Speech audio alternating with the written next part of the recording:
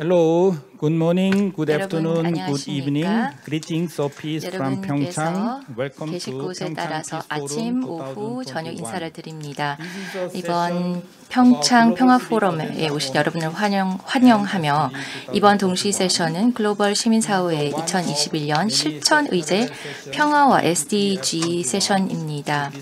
여러 동시 세션 중에 하나로서 글로벌 시민사회 의제, 구체적으로 평화와 SDG를 소개하는 시간이 되겠습니다. 저는 이성훈 이사장으로서 아시아 지속가능 발전 파트너십 APSD에서 일을 하고 있습니다. APSD는 A4SD의 지역 파트너 기관으로서 일을 하고 있습니다. 이번 평창 평화 포럼에 함께 하게 되어 매우 기쁘게 생각합니다. 여기에 계신 분 중에 예전에 평창에 오셨던 분 손 들어 주시겠습니까? 예전에 평창에 와보신 분, 특히 해외에 계신 분 중에 평창에 오셨던 분들 계십니까?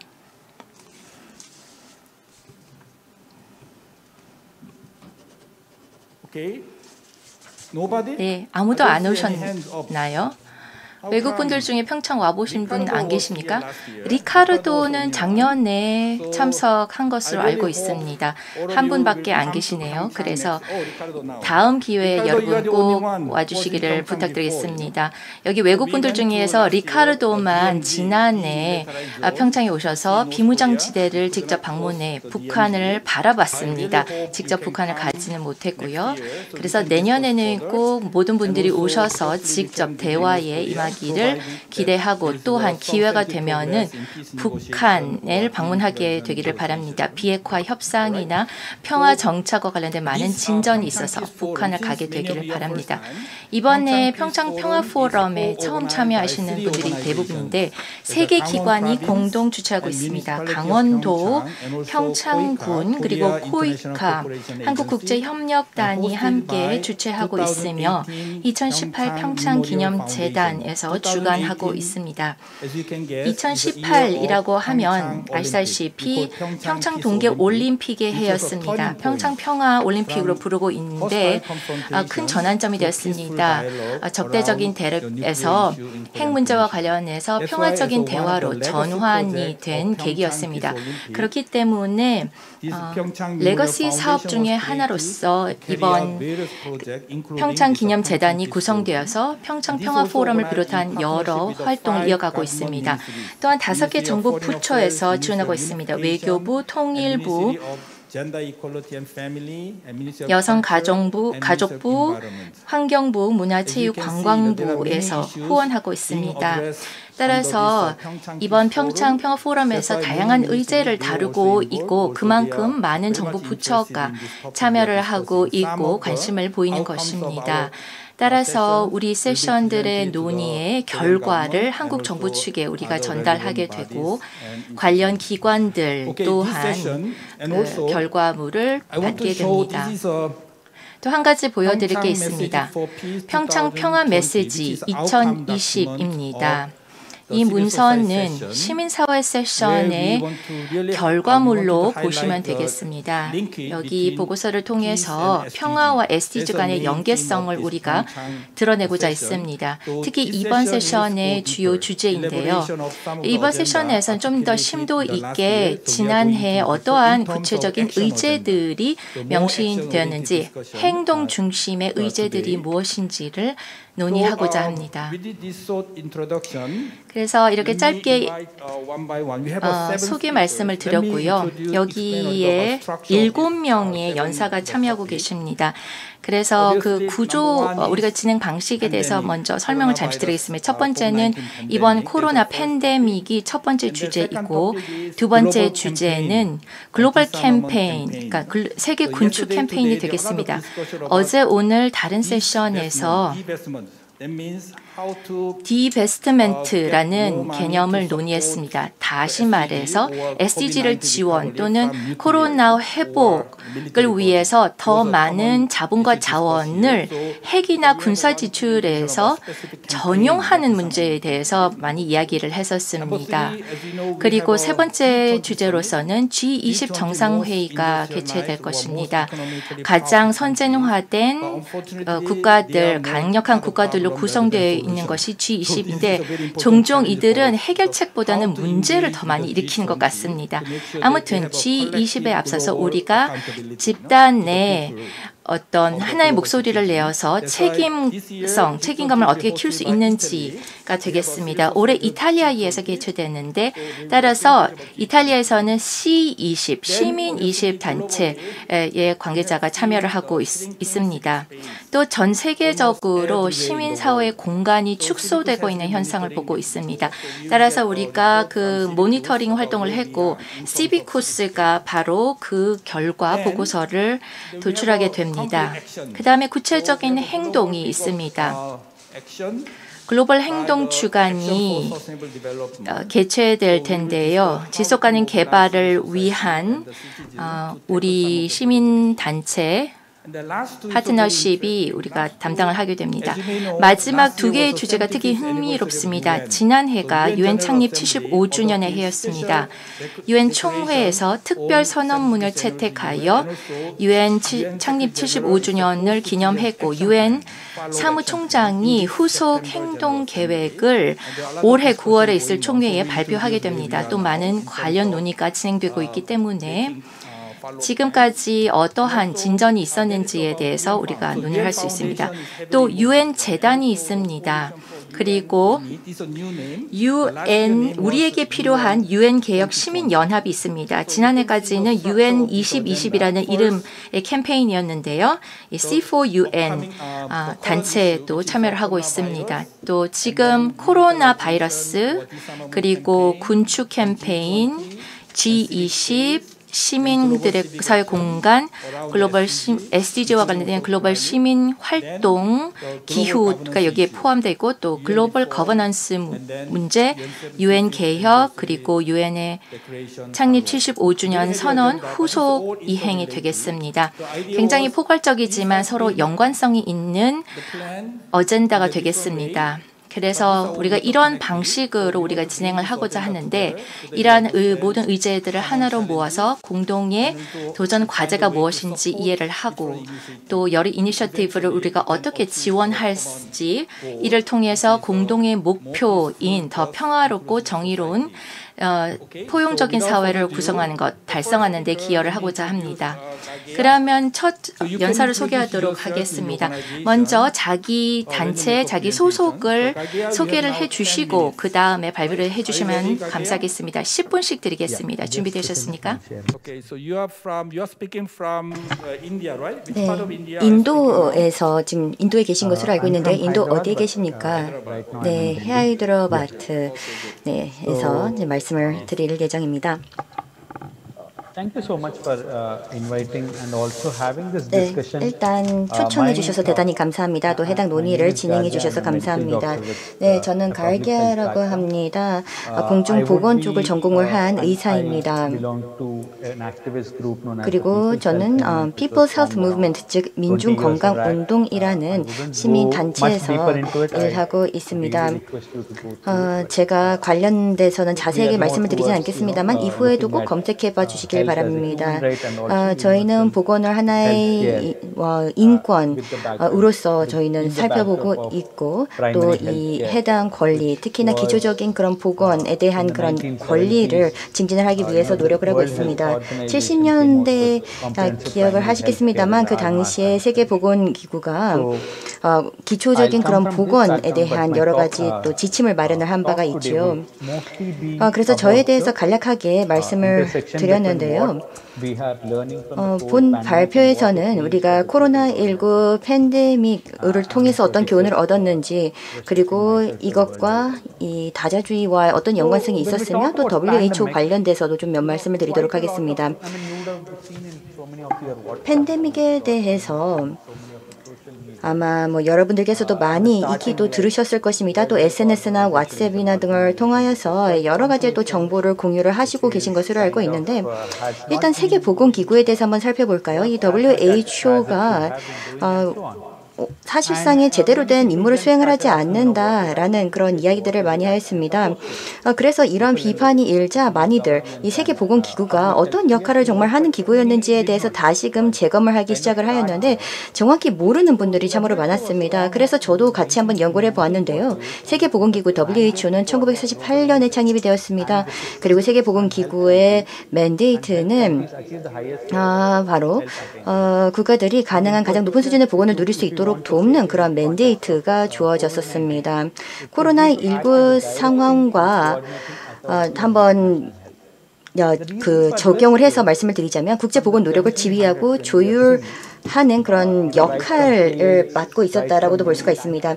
1700년대도 보면 다양한 콜레라라든지 여러 역병이 돌기도 하였는데요. 그 당시에 위생을 증진을 하기 위한 다양한 기준들이 마련이 되었고 그리고 또 여러 교훈을 통해서 어떤 기구가 창설이 되었죠. 그래서 이 WHO라는 것 자체가 이 보건이라는 것을 증진을 하기 위해서 이 임무를 맡고 창설을 하게 되었습니다. 세계보건기구는 이런 다양한 글로벌 보건을 위한 중요한 역할을 수행을 하고 또 회원국들이 규범과 기준 설정 과정에서 동등하게 의견을 개진할 수 있도록 되어 있는데요. WHO는 또 공중보건의 역점을 둔 어떤 과학과 증거 기반의 기관입니다. 네, 한국과 일본 그리고 네팔과 방글라데시 이런 국가들 보면 동일한 의견 개진권이 있다라고 볼 수가 있겠는데요. 물론 국가들의 상황은 다르겠죠. 환경이라든지 여건은 다릅니다만 이 기구 하에서는 다 목소리를 낼 수가 있도록 되어 있습니다. 다 의견을 개진을 할 수가 있습니다. 그래서 그 어떠한 UN 산하 기구와 마찬가지로 WHO도 그 기제는 비슷하다고 볼 수가 있겠습니다. 자, 그렇다면 세계보건기구가 코로나19가 창궐을 했을 때 어떤 역할을 했는지에 대해서 한번 살펴보도록 하겠습니다. 일단 국제적인 보건 기준을 또 유지해 나가는 그런 역할을 하였죠. 이동 관련돼서 각종 제한이라든지 유의사항 등에 대해서 알리는 역할을 하였고 그리고 또 국제적 공중보건 비상사태를 선포하는 그런 역할을 하였습니다. 그리고 또 가장 중요한 것 중에 하나가 바이러스 정보를 공유를 하는 것이다라고 볼 수가 있겠는데요. 진단 키트라든지 여러 가지의 공유도 있었습니다만 바이러스 정보 공유가 정말로 중요하지 않았을까라는 생각이 듭니다. 그리고 국가들이 어떻게 이 코로나에 대응을 할 수가 있는지 마스크를 착용을 해야 되는지 보호 장구가 필요한지 어떠한 키트가 필요한지 프로토콜이 무엇인지에 관련돼서 지원을 해주고 또한 조언을 해주는 그런 역할을 맡았습니다. 바이러스 관련 정보를 공유하고 연구개발을 조율을 하고 또 국가들이 준비하고 또 대응하는 데 지원을 하며 또 글로벌 대응을 조율하는 그런 역할 또 국제적인 보건 기준 등을 마련을 하는 등의 어떤 글로벌 대응 방책을 또 마련을 하고 보건 관련된 소통을 하는 그런 역할을 하였습니다. 그리고 지난 수개월 동안 또 기억을 하시겠습니다만 세계보건기구가 다양한 커멘트와 또 다양한 제언도 마련을 하고 있죠. 가장 최근에는 인도와 또 남아프리카가 이 지식재산권 관련돼서 어떠한 또 의견을 개진을 한 바가 있는데 이 관련돼서 또 조율하는 그런 역할을 하였고 한국 같은 경우는 관련돼서는 입장을 아직 표명하지 않았습니다만 각종 지식재산권을 면책을 해주는 여러 이니셔티브를 지원하는 그런 역할을 하였습니다. 그런데 세계보건기구가 여러 면에 있어서는 좀 제한적인 역할을 하였다라고도 이야기를 하기도 하는데요. 그 이유는 왜 그럴까요? 코로나19가 새로운 어떤 신종 전염병이어서 그랬을까요? 여러 가지 또 답답함도 많이들 느꼈던 것으로 알고 있습니다. 그런데 이제 코로나가 어디서 기원이 되었는지 여러 가지의 그런 불확실성이 팽배한 상황에서 세계보건기구의 그런 역할에 대해서 많이들 의문을 제기를 하기도 하였는데요. 그렇다면 우리가 코로나에 대한 대응과 또한 국제적인 협력의 모습이 실제로 어땠는지 한번 보도록 하겠습니다. 조금 안타까운 모습들도 보았습니다. 우리의 공중보건 체제를 살펴보았을 때 생각만큼 탄탄하지 못했다는 점을 직접 경험을 한 바 있고 여러 국가들의 사례들을 살펴보면 바이러스가 물론 매우 유해하고 또 상당히 대응하기 어려웠던 부분들이 맞았습니다만 이 국가들의 사례 사례들을 보면 참으로 안타까웠던 그런 사례들이 있었습니다. 인도의 이주민들 같은 경우에도 이 락다운으로 인해서 상당히 어려움을 겪었고 다양한 애로 사항들이 있었던 것으로 알고 있고 주테르테의 그 대통령께서도 이 이동 제한령 관련돼서 만약에 여기를 위반을 할 때 어떻게 하겠다라는 상당히 강경한 어떻게 보면 상당히 과한 그런 조치에 대해서도 이야기를 하였고 또 보건 종사자들 같은 경우는 또 감염의 위험에 놓여있게 되는 상황들로 인하여서 보호장구를 필요로 한다라는 그런 시위도 한 바가 있었습니다. 그래서 이런 내용들을 보면 이 보건이라는 것 자체가 정부가 제공해야 될 그런 임무가 있고 책임이 있다라고도 볼 수가 있습니다. 왜냐하면 보건 서비스에 대해서 제대로 접근하지 못했던 경우들이 많았습니다. 적절한 어떤 재정이라든지 재원이 없었기 때문에 그렇게 하지 못했던 사례들이 많았습니다. 그래서 지금의 그런 상황들을 보면 우리 보건 체계가 국가적인 차원에서 많은 부분에 있어서 미진했다는 점이 확인이 되었고 글로벌 차원에서도 안타까웠던 그런 모습들이 있었습니다. 가장 강력한, 가장 큰 힘을 발휘하는 어떻게 보면 가장 모범적인 국가다라고도 알려져 있던 이런 국가들 사례들도 보면 참으로 안타까웠습니다. 실패하는 그런 모습을 보여왔고 공중보건 조치도 상당히 최소한으로밖에 유지되지 못했던 경우들이 많았습니다. 그리고 국가 자체가 보건체계라든지 공중보건체제가 미비했는데 이것을 언급하지 않고 세계보건기구의 탓으로 돌리는 그런 사례들이 많았습니다. 그리고 바이든 행정부가 출범함에 따라서 다시금 이 미국의 세계보건기구 탈퇴 절차를 또 중단을 했던 그런 사례들도 있었죠. 그래서 뭐 팔레스타인이라든지 또 그 외에도 뭐 이란처럼 금수조처 대상이 되었던 이런 국가들 그런 사례들도 보면 많은 경우에 있어서의 어려운 점들이 많았었고 어떻게 보면 모든 노력들이 상당히 분절화되었다라고도 볼 수가 있었습니다. 글로벌 조율과 연대, 협력, 협업이 필요하다라고 이야기를 했었습니다만 그 현실을 보면 생각보다 효율적이지 못했습니다. 그리고 부국과 빈국을 보면 협력의 방법이라든지 일하는 작동 방식이 매우 달랐다는 점도 직접 확인을 하게 된 계기가 되었습니다.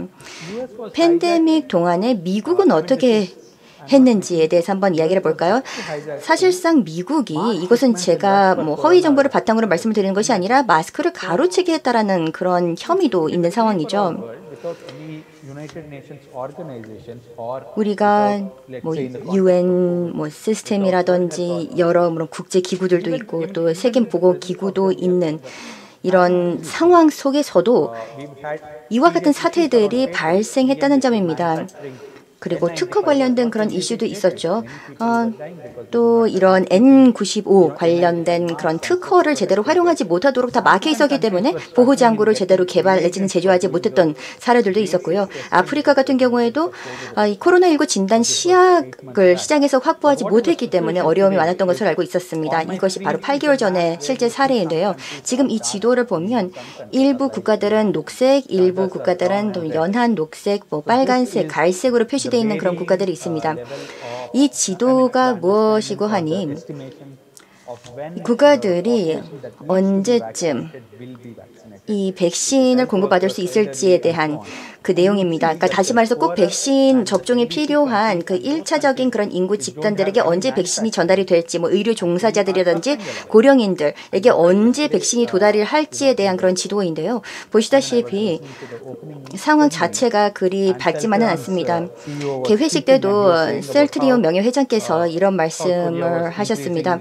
대한민국은 백신 관련된 생산 시설을 늘리고 있다라는 그런 말씀도 하셨던 것으로 기억을 하는데요.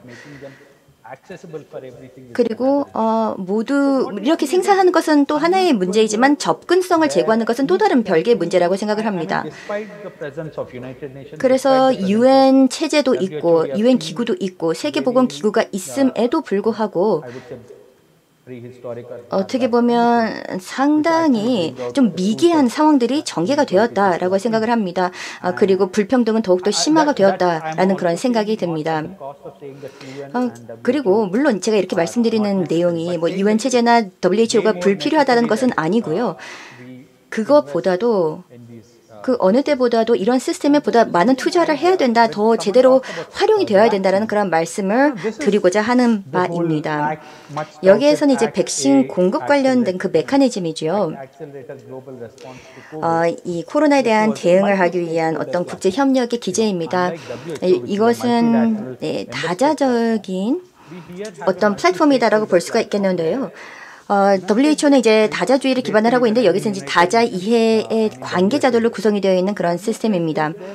세계보건기구 같은 경우에는 그런데 여기에서 역할을 보면 뭐 제품을 배분을 하거나 내지는 사무국 관련된 그런 역할을 했고 나머지의 실질적으로 현업에서의 각종 활동들은 어떤 자선 단체라든지 민간 단체들 내지는 세피라든지 가위, 뭐 감염병 혁신 연합, 세계 백신 면역 연합 이와 같은 그런 기관들이 주된 활동들을 했다는 점을 확인을 하였습니다. 그러니까 다시 말해서 세계보건기구가 코로나 대응에 있어서는 좀 소외가 되었다라고도 풀이할 수 있을 것 같습니다. 지금 뭐 백신 공급에 있어서의 뭐 불평등에 대해서 이야기를 많이 하고 있는데 제가 말씀드리고 싶은 부분은 이 코로나19에 대응하는 데 있어서의 뭐 진단 키트라든지 백신 등을 이제 개발해 왔던 이런 다양한 그런 부국들이라든지 뭐 그런 국가들의 그런 사례들을 보면 이런 WHO에 벗어나서 있던 각종 민간 기관들을 통하여서 진행을 했다라는 점을 말씀을 드리고 싶습니다. 유럽 같은 경우에도 2분 남아 있습니다. 정리해 주시기 바랍니다. 그래서 유럽도 그런 상황들을 저희가 본 바 있는데 왜 이러한 상황들이 발생했을까요? 세계보건기구가 그동안 수년에 걸쳐서 상당히 입지가 약화되었습니다. 다양한 부분에 있어서 미진한 부분들이 있었습니다. 국가들 중에서 이런 뭐 기구가 굳이 필요하지 않다라고 생각하는 그런 사례들도 있는 것으로 알고 있습니다. 80년대만 하더라도 미국 같은 경우에는 필수적인 의약품 목록 이 목록도 보면 뭐 분유라든지 등 뭐 의약품이나 이런 각종 뭐 그 준의약품 관련된 뭐 코딩 작업에 대해서도 불만을 표시한 바 있는데요. 이 세계보건기구 같은 경우에는 가장 큰 문제가 사실상 만성적인 자금 부족 문제가 아닌가라는 생각이 듭니다. 마가렛 찬 세계보건기구 전 사무총장께서도 이런 펀딩이 부족하다라는 그런 이야기를 상당히 많이 하였습니다. WHO의 현재 예산을 보면 약 50억 달러입니다. 그런데 이 50억 달러가 꽤 오랫동안 크게 올라가지도 않고 심지어 물가 상승률도 반영이 되지 않은 채로 계속해서 이 수준이 유지가 되었다는 점을 확인할 수가 있는데 50억 달러라고 한다면 이 금액은 대부분의 대형 제약사의 글로벌 광고 비용보다도 적습니다. 그리고 또 대부분의 이 펀딩 같은 경우에는 어떤 구속성 자금이라는 점이 있습니다. 여기에는 그 색깔로 지금 표시가 되어 있는데요. 파란색으로 되어 있는 부분들과 이제 빨간색으로 되어 있는 부분들이 나뉘어져 있죠. 빨간색으로 되어 있는 부분들은 자발적인 구속성 펀딩입니다. 파란색이 언타이드 펀딩이고요. 그래서 이 타이드 펀딩, 이 구속성 펀딩이라 한다면 이 자금을 어디에 사용을 하고 그 용처에 대해서는 WHO가 어떻게 의견을 개진할 수 있는 권리가 딱히 없다라는 것입니다. 그래서 이런 제약 요건들이 일단 기구 입장에서는 있었고요. 시간이 오래 지남에 따라서 이 WHO가 어떤 민간 자금에 많이 의존하기 시작했다는 점을 또 확인할 수가 있습니다. 게이츠라든지 다양한 기관들을 통해서 자금을 지원받은 바 있는데 이것은 어떻게 보면 공중보건 차원에서도 문제가 될 수가 있습니다. 단지 뭐 게이츠 재단뿐만 아니라 여기 여러 그런 민간 기관들이 있는데 일단 펀딩을 제공을 하면서 점점 더 뭐 정책 기반이라든지 등에 영향을 미치기 시작을 하게 된다는 것입니다. 뭐 기준이라든지 규범을 설정을 하는 데 있어서도 이런 민간 기관들이 또 개입을 하게 된다는 것이죠. 코로나19 상황에서도 비슷하지 않았나라고 생각을 합니다. 그래서 여기에도 나와 있습니다만 이 붉은색으로 표시되어 있는 부분들 이제 국가들이라고 볼 수가 있겠고 이제 녹색이나 뭐 보라색, 뭐 주황색으로 표시가 되어 있는데 대부분 외부 자금이라든지 민간 기관들입니다. 네, 죄송합니다. 정리를 좀 해주시면 감사하겠습니다. 네, 그래서 마지막으로 이 장표로 마치고자 하겠는데요. 세계보건기구는 그 다른 어떤 여타 유엔 기관들과 마찬가지로 어떤 회원국의 자금 지원 패턴이 변화함에 따라서 여기 희생양이 되었습니다. 그래서 재정적인 어려움을 겪는 기관들 같은 경우에는 당연히 자원을 약속하거나 제공하는 그런 측의 접근법을 수용을 하거나 여기에 협조할 가능성이 높을 수밖에 없겠죠. 그래서 이 BMGF라든지 뭐 여러 가지 그런 기관들의 도움을 받음에 따라서 그렇게 될 수밖에 없었다는 특징이 있었던 것 같습니다. 네, 경청해 주셔서 대단히 감사하고요. 이것으로 마치겠습니다. 네, 가게야님 감사합니다. 시간을 많이 드리지는 못했습니다만 매우 중요한 점을 지적을 해주셨다고 생각합니다. 일단 백신 접종에 있어서 그 접근성이 상당히 형평치 못하다라는 말씀, 또 공중보건에 있어서의 글로벌 거버넌스, WHO의 상황, 또 재정적인 그런 독립성, 이런 부분들에 대해서 말씀을 해주셨습니다. 많은 과제들도 있습니다만 또 중요한 또 과제들 잘 짚어주셨고요. 이어서 산체스 오초아님 10분 내에 발표 부탁드립니다.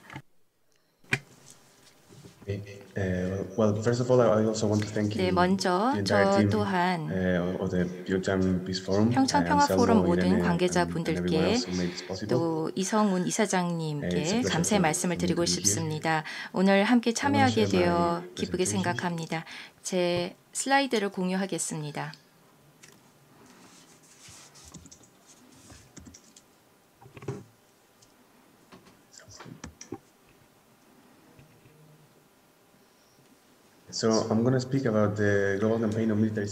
저는 군사비 지출과 관련된 글로벌 캠페인에 대해서 소개를 하겠습니다. IPB 이니셔티브 중에 하나인데요. 저는 국제평화국 IPB의 스페인 사무소에서 일을 하고 있습니다. 그래서 우리 사무소에서 이 글로벌 캠페인을 지금 관장하고 있습니다. 우리 캠페인은 지금 대대적으로 많은 국가들이 군사비로 지출하는 그 비용의 이목을 끌고자 하고 있습니다. 이것이 우리의 안보와 여러 부문에 어떠한 함의를 갖는지에 대해서 살펴보고 또한 이러한 군사비에 대한 대안을 제시하고자 합니다. 따라서 우리는 논의 차원에서 영향력을 행사하고 그렇게 이런 여러 활동을 함으로써 많은 자원이 또 예산이 군사비에만 사용되는 것이 아니라 인간 그리고 환경적인 소요를 충족하는 데 전용되도록 하고 있습니다. 2011년부터 우리가 캠페인을 시작을 했었고 GDAMS 군사비 지출 행동에 대한 글로벌 기간이라는 행사를 진행을 하고 있습니다. 나중에 조금 더 부연 설명을 드리겠습니다. 우리가 어떤 부분에 집중하고 있는지 설명드리겠습니다. 먼저 군사 경제의 순환을 보여드리고 있습니다. 어떤 행위자들이 여기에 참여하고 있는지 보여드리겠습니다. 우리가 군사비 지출에 집중을 하고 있는데 이 사이클의 시작점이 바로 군사비입니다. 무기에 가는 이 세금 납세자들이 낸 그 자원, 자금 여기에 우리가 집중을 하고 있는데 하지만 이 모든 요소들이 다 연결이 되어 있습니다. 그리고 평화운동은 이 각각의 요소에서 활동을 하고 있습니다. 일각에서는 어떤 군비 경쟁이나 또 어떤 부문에서는 그 군사에 집중을 하고 있습니다. 그리고 또 이러한 무기의 사용의 어떤 결과에 집중을 하고 있는 단체 들도 있습니다. 우리 캠페인 같은 경우 이 군사비 지출, 군사 경제 부문에 집중하기로 결정한 이유는 각국 정부들로 하여금 군사비를 줄이는 데에 설득하는 작업을 할 필요가 있다는 그 필요성을 느꼈기 때문이고 기회가 있다고 느꼈기 때문입니다. 다음 보여드리는 것은 전 세계의 상위 30개국의 군사비 지출 국가들이 되겠습니다. 2018년 수치이고요.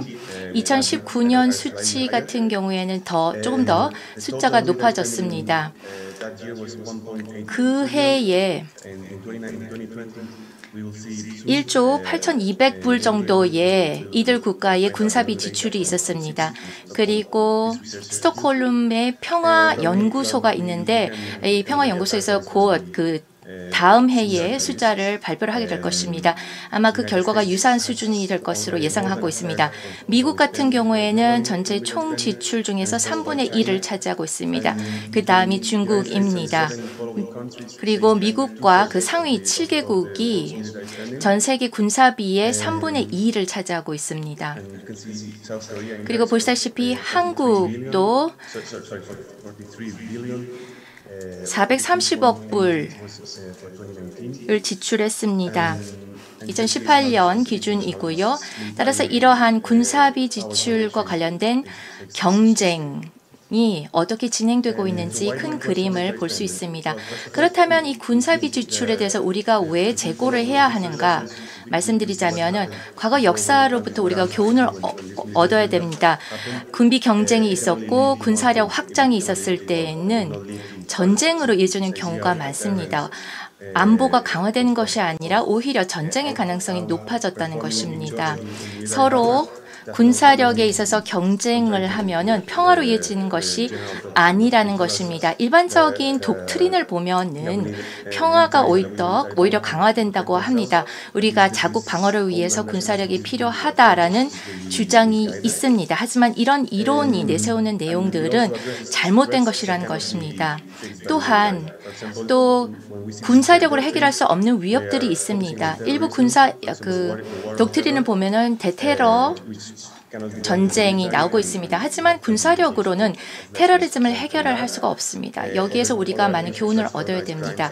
그 밖에 조직적인 어떤 범죄라든지 또 그 밖에 다른 이슈들도 있고 또 이주 문제라든지 기후변화 또 팬데믹 등 이러한 위협들 같은 경우는 군사력으로 해결할 수 없는 것입니다. 그렇기 때문에 군사력의 존재의 근거로서는 이런 새로운 위협을 들 수가 없는 것입니다. 그 다음에 또 딜레마가 있습니다. 총이냐 버터냐 이런 딜레마가 있는 것입니다. 다시 말해서 우리가 군사비의 지출이 큰 만큼 복지라든지 또 인간의 전반적인 웰빙을 위해서 사용할 수 있는 자금이 그만큼 줄어든다는 뜻이 되겠습니다. 환경 문제, 사회 문제에 사용할 수 있는 자금이 그만큼 줄어들 수밖에 없고 이렇게 전용을 하게 되면 훨씬 더 좋은 결과가 도출될 것이다라는 것입니다. 그리고 또한 오히려 이러한 군사비 증가는 글로벌 긴급 사태, 긴장 상황을 더욱더 고조시키고 확산시키기 때문입니다. 이 기존의 시스템이 더 많은 폭력과 불평등을 야기하고 있으며 또한 많은 저항을 일으키고 있습니다. 또 다른 이유로서는 앞서 말씀드린 대로 지금 우리가 직면하고 있는 긴급 상황들은 사실 군사력으로 해결될 수 없고 또 군사력을 사용해서 해결하는 것을 우리가 수용할 수가 없습니다. 여기에는 이주민이라든지 자연재해라든지 여러 가지 또 이러한 재난들이 있고 따라서 또 군사력을 활용해서 의존해서 해결할 수 없는 것들이 있습니다. 그렇다면 그 대안이 무엇일지 보겠습니다. 우리가 왜 군축을 옹호하고 있는지 말씀을 드리겠습니다. 먼저 인간 안보 중심의 접근법이 필요하다는 것입니다. 다시 말해서 사람들이 실제로 필요한 것, 가장 기본적인 소요, 실제로 이들이 직면하고 있는 위협을 해소하는 데 또 안보와 관련된 어떤 위협들, 기본적인 위협이 있는지, 기본 의식주 문제, 또 정치적인 불확실성, 이런 부분들 지출하는 것이 훨씬 더 효과가 크다라는 것입니다. 또한 그 대안들은 또한 사회 안전망을 구축해 줍니다. SDG에 투자를 하고 보편적인 공공 서비스, 보건, 교육, 주택, 재생에너지 등 이런 부분에 우리가 대안으로서 더 지출을 하게 되면은 개선이 더 클 것이고 경제 환경 협력도 대안이 될 수 있습니다. 또한 우리가 확실시 해야 되는 것, 외교 투명성, 모니터링, 또 법적인 중재, 다자적인 단체, 그리고 탈동원화 이러한 노력을 통해서 모든 것을 뭐 억지력, 뭐 폭력의 사용에 의존하는 것이 아니라 이런 것들을 대안으로 우리가 반드시 고려하고 도입을 해야 된다는 것입니다. 또한 우리가 옹호 활동으로 하고 있는 것은 군사에서 민간 산업으로의 전환을 위해서 우리가 활동을 하고 있습니다. 많은 경우에는 이제 뭐 예를 들어 세계 2차 대전 때에 많은 산업들이 군사 산업으로 전환이 됐었습니다. 이제는 그 반대로 군사 산업에서 민간 산업으로 전환할 필요가 있다고 우리는 믿습니다. 예를 들어서 군사 자금들을 재생에너지 부문에 투자를 할 수가 있습니다. 근로자들이 워낙 그 군사 산업 같은 경우에는 숙련자들이기 때문에 이 사람들이 쉽게 다른 민간 부문으로 이직을 할 수 있을 것입니다. 그리고 비폭력적인 대안들 보면은 군사력보다도 훨씬 더 우월하고 비용도 더 적습니다. 그리고 여러 시스템상에서의 여러 형태의 폭력들이 사실 서로 연결이 되어 있습니다.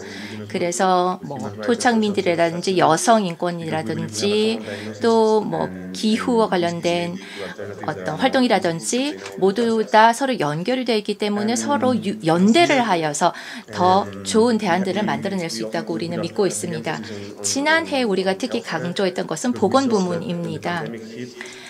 코로나 팬데믹이 진행되면서 우리의 기존의 체계가 불충분하다, 대응력이 부족하다라는 것을 깨닫게 되었습니다. 그래서 우리가 군사비 지출, 군사 하드웨어의 지출 비용, 즉 탱크라든지 뭐 제트기, 비행기, 군함 이러한 지출을 만약에 우리가 보건 부문의 보건 관계자, 의료진들, 설비, 시설에 투자를 하게 되면은 어느 정도 규모 투자 가능할지를 살펴봤습니다.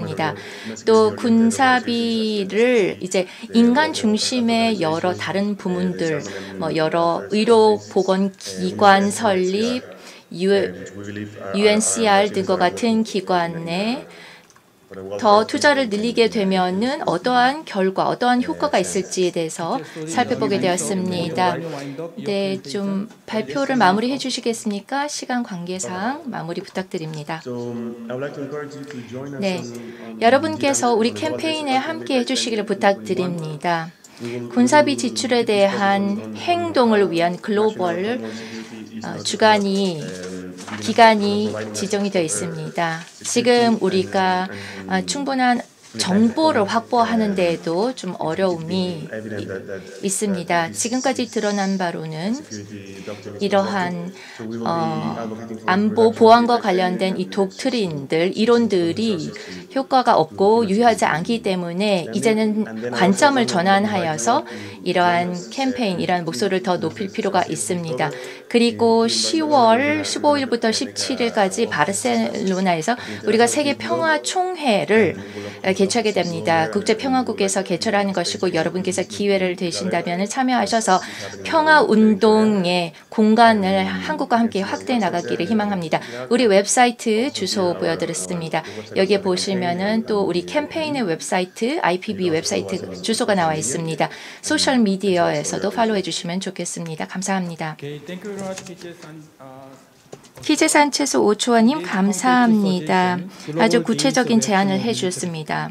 군사비 지출 행동과 관련된 글로벌 기간 4월부터 5월까지 한 달간의 기간이 있을 것이고 또 세계평화총회가 개최될 것이라고 소개해 주셨습니다. 또 SDG와의 연계성을 설명해 주시면서 군사비 지출을 줄임으로써 또 더 많은 자본을 확보하여서 코로나 대응 SDG에 어떻게 더 많이 투자를 할 것일지에 대해서 연관성을 보여줬습니다. 감사합니다. 이제 G20로 가도록 하겠습니다. G20 국가들이 사실 전 세계 핵무기를 포함한 모든 무기들의 가장 규모가 큰 수출입 국가들입니다. 그래서 좀 역설적이죠. 또 이들은 백신 제조 국가들이기도 합니다. 그래서 백신에 대한 통제력도 가지고 있는데 이들 G20 국가들이 어떤 일을 하고 있는지 어떻게 해야 되는지에 대해서 말씀 부탁드리겠습니다. 리카르도 모로 대표님.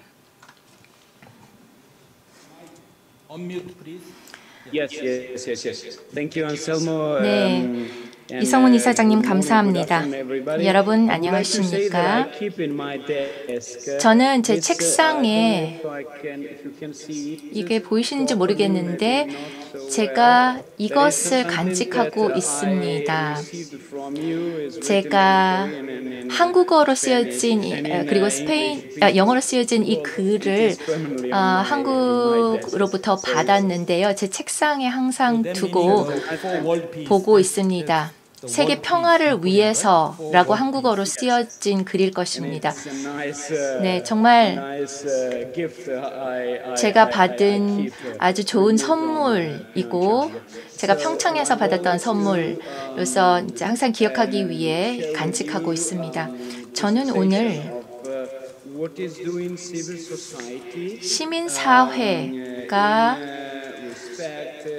어떤 활동을 하고 있는지 구체적으로는 때로는 대립적인 활동도 하고 있습니다만 구체적으로는 이 C20, Civil 20 또는 시민 20을 통해서 어떤 활동들을 하고 있는지 소개해 드리겠습니다. 제 스크린을 공유하려고 하는데요. 제가 슬라이드를 띄우는데 좀 어려움이 있는 것 같습니다.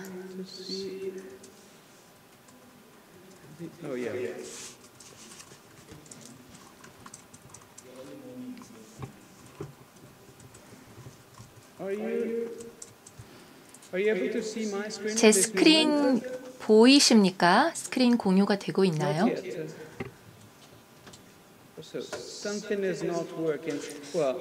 뭔가 기술적인 문제가 있는 것 같은데 시간이 별로 없기 때문에 그냥 바로 말씀을 드리겠습니다. 이쪽에서 슬라이드를 띄워드리도록 하겠습니다. 네, 꼭 슬라이드를 보시지 않으셔도 괜찮을 것 같기는 합니다.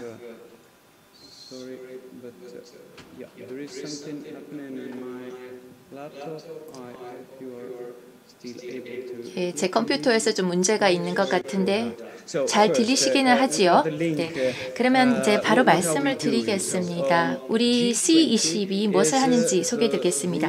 G20은 이론적으로는 원래는 원칙적으로는 20개국이 되는데 19개국과 EU가 참여하고 있습니다. 또 스페인은 스페인 국가로서도 참여를 초청받았기 때문에 따라서 20개국 플러스 1국가 플러스 EU로 구성되어 있는 단체입니다. 이들 국가연합은 매년 모여서 여러 이슈를 논의하고 있습니다. 1990년대부터 이렇게 모였고 대부분 경제, 정책, 조율 활동에 집중을 했습니다. 2008년 금융위기 이후에는 국가 수반으로서의 모임으로 전환을 했습니다. 그리고 그 해부터는 이런 형태로 계속 모이고 있습니다. 그 한 해에 여러 대화가 또한 진행이 되고 여러 주제별 실무 그룹들이 계속 만나게 됩니다. 여러 정부 부처 회의가 또 진행이 되고 있습니다. 그리고 연말쯤이 되면 국가 수반들의 정상회담이 진행됩니다. 우리 시빌 20은 항상 G20과 논의를 하고 있습니다. G20은 어떤 정당한 어떤 공간이 아니다. 세계 정부도 아니고 유엔이 아니다. 이런 이야기들을 하고 있습니다. 앞서 가게야가 발표한 그 내용과 좀 일맥상통하는 것 같은데요. 제가 제대로 이름을 발음했는지 모르겠습니다만 아무튼 G20 프로세스 내에는 우리가 탄탄한 의사결정 그리고 그러니까 의사결정에 대한 준비 과정에 참여를 하고 있다라고 말씀드릴 수 있겠습니다. 우리 C20이요. 따라서 우리 C20이 G20과 직접 대화를 하고 그 절차에 긍정적으로 영향을 끼치고 방향 설정이나 의사 결정에 참여를 하려고 하고 있습니다. 그래서 우리 초창기부터 우리가 G20과 계속 이렇게 협의를 해왔고 몇 년 전부터 참여 그룹, G20에서는 참여 그룹이라는 것을 공식적으로 인정하고 있습니다. 그래서 여성 20, 노동 20, 청년 20, 싱크탱크 20, 기업 20, 도시 20, 과학 20 등 여러 참여 그룹들이 있습니다. 그래서 이들 참여 그룹들은 바로 각 그 의제별 주제별 대화의 공간이다라고 생각하시면 되겠습니다. G20 회의에는 일반적으로는 민간 부문의 행위자들이 또는 단체들이 참여를 하고 있습니다. 반면에 C20 같은 경우에는 전 세계 많은 국가들의 시민사회 단체들이 참여를 하고 있습니다. 그래서 특히 우리가 강조하는 것은 이런 다자주의, 다자적 틀 내에서 일을 할 필요가 있다라는 것을 우리가 강조를 하고 있고 G20 측의 그 영향력을 활용을 하여서 긍정적인 결과를 도출하도록 촉구하고 있습니다. 그래서 어떤 다자주의적인 접근법에 반대되는, 배치되는 그런 결정을 하지 않도록 하고 또한 이러한 긍정적인 방향으로 나아가도록 촉구하고 있습니다. 지난해 올해 같은 경우에는 코로나 팬데믹으로 인해서 조금 이례적인 기간이었습니다. 그런데 이런 팬데믹이 있으면은 불평등과 위기가 더욱더 심화될 수밖에 없습니다. 그리고 따라서 우리가 강한 연대가 있어야 하고 이러한 위기에 함께 대응해 나갈 필요가 있다고 봅니다. 평화에 대해서 말씀드리자면 이번 팬데믹은 어떻게 보면 한편으로는 연대의 강화를 촉진시킬 수 있다고 봅니다. 이미 이러한 현상이 여기저기 나타나고 있습니다. 그런데 또 다른 가능성으로는 민족주의 강화의 가능성도 있습니다. 다시 말해서 누군가 경제 영향력을 활용을 하여서 백신을 먼저 확보하고 마스크를 가로채고 이런 현상들을 보게 되면은 연대와는 반대되는 우려스러운 현상들이 오히려 확대되는 것이 되겠습니다. 평화 구축이 아닌 평화를 붕괴시키는 것입니다. 그렇기 때문에 우리 C20 내에서는 이러한 활동들을 하고 있고 이미 많은 단체들이 참여하고 이런 활동을 하고 올해에 이런 노력이 이어질 것입니다. 연대를 위한 촉구가 더 이어질 것입니다. 예를 들어서 트립스 면제와 관련된 어떤 촉구 캠페인을 우리가 진행하고자 합니다. 백신에만 국한된 것이 아니라 그 밖에 많은 관련 이번 코로나 대응 제품들과 관련해서 트립스 면제 캠페인을 진행하고자 합니다.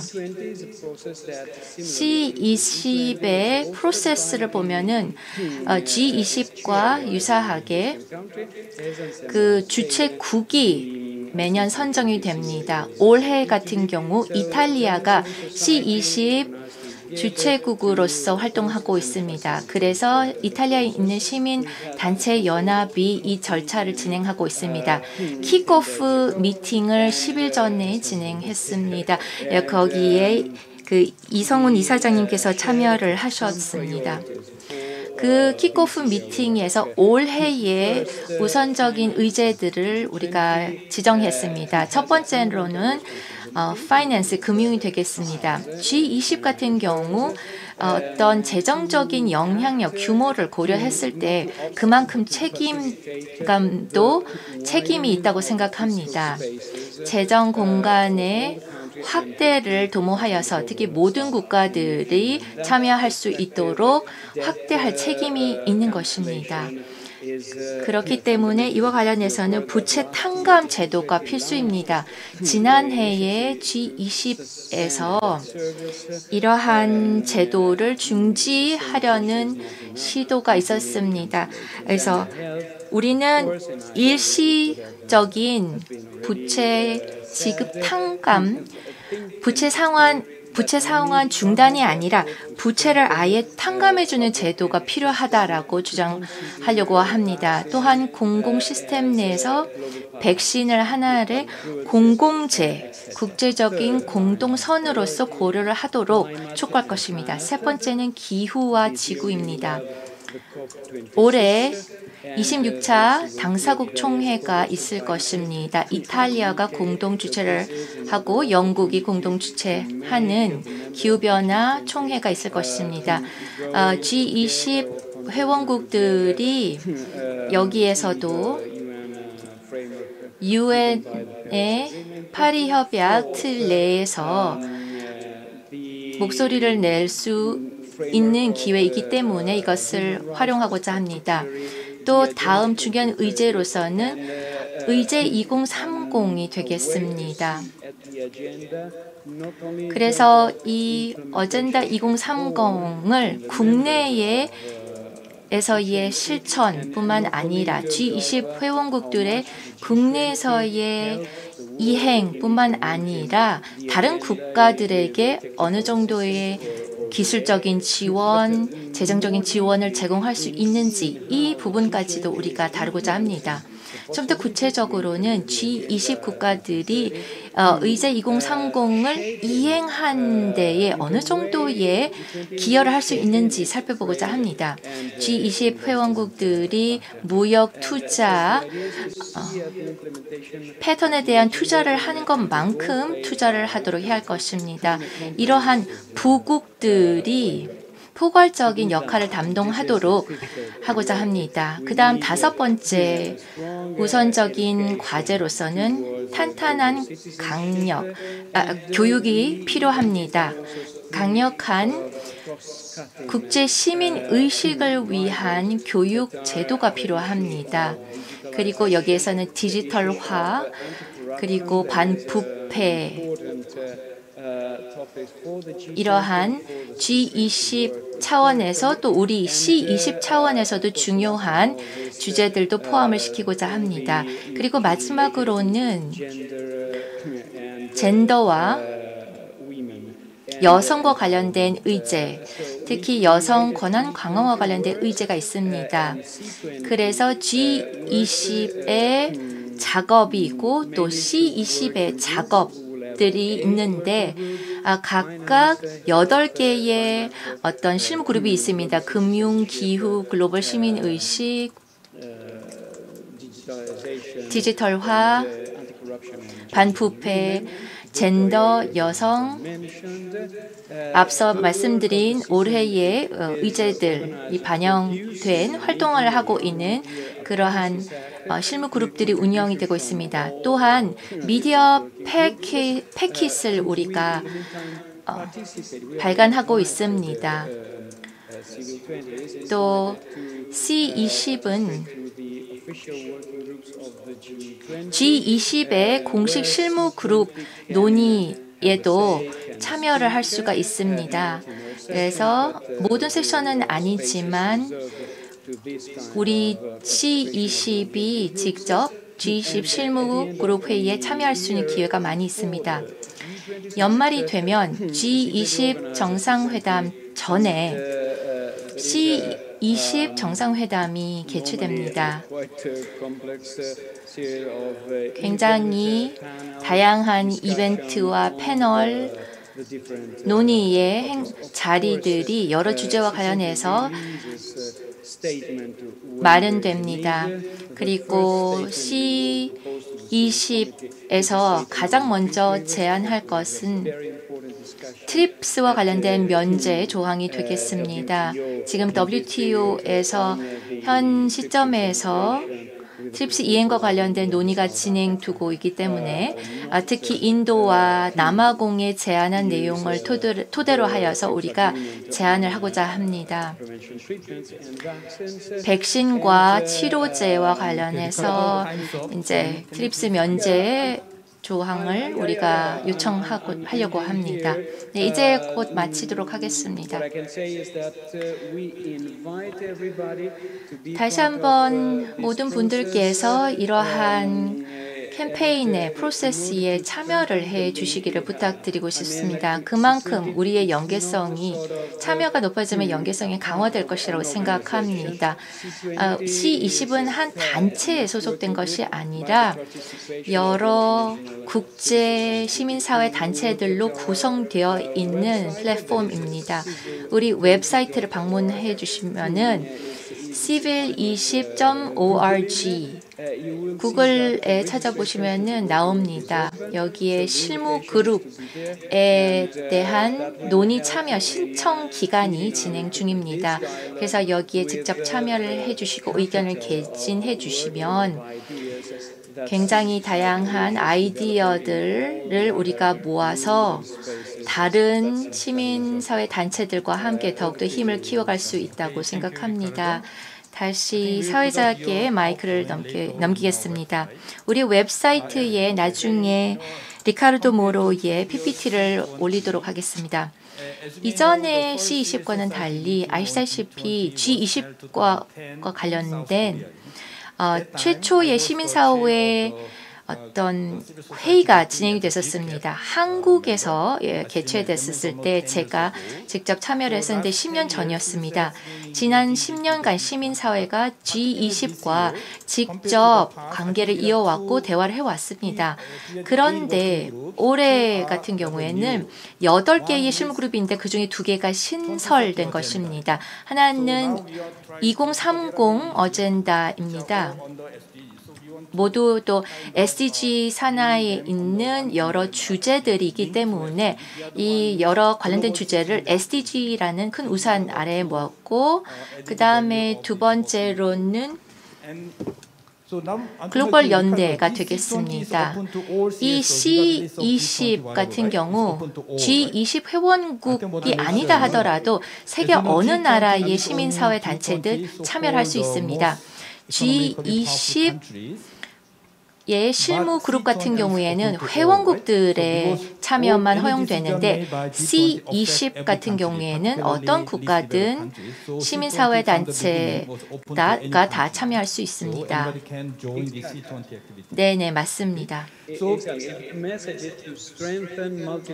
결국에는 UN 내에서 다자주의 관점을 강화하고자 하는 것이 그 목표입니다. 그래서 전 세계 시민사회에 함께 참여가 중요할 것입니다. C20은 장벽이 없는 것입니다. 네, 부연 설명 감사드립니다. 그리고 우리가 SDG, G20에 있어서도 UN의 SDG에 대한 더 많은 관심을 갖도록 하고 있습니다. 그래서 G20의 SDG에 대한 책임성을 키우고자 합니다. 올해는 이탈리아가 주최국이고 내년은 인도네시아가 되고 2023년은 인도, 2024년은 남아공이 주최국이 되는 것으로 알고 있습니다. 미래에 이렇게 되어 있습니다. 따라서 올해 이탈리아뿐만 아니라 인도, 인도네시아, 남아공도 아주 중요한 역할을 담당할 것입니다. 아주 중요한 정보, 유용한 정보 많이 전해주셔서 감사드립니다. 다음 발표 듣겠습니다. 네, G20는 우리가 함께 할 수 있는 하나의 또 플랫폼이지만 이제 또 다른 플랫폼을 살펴보도록 하겠습니다. 다음은 시민사회단체인데요. 이러한 다양한 기구들이 있지만 우리는 또 시민적인 자유가 필요하겠죠. 각종 집회와 결사의 자유가 필요할 것입니다. 그래서 마이안나 바이도 팀장님께서 전 세계적으로 시민의 자유의 현황이 어떠한지에 대해서 발표해 주시기 바랍니다. 10분 발표 부탁드립니다. 네, 감사합니다.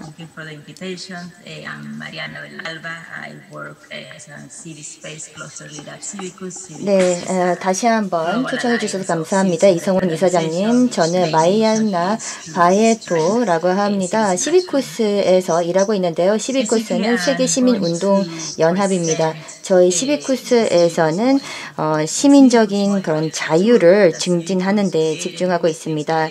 저는 제 발표에서 시비쿠스 모니터의 결과에 대해서 말씀을 드리도록 하겠습니다. 시비쿠스 모니터는 4년 전에 저희가 관련 또 기구와 함께 마련을 한 하나의 조사로서 시민적인 자유의 그런 현황에 대해서 파악을 하고 있습니다.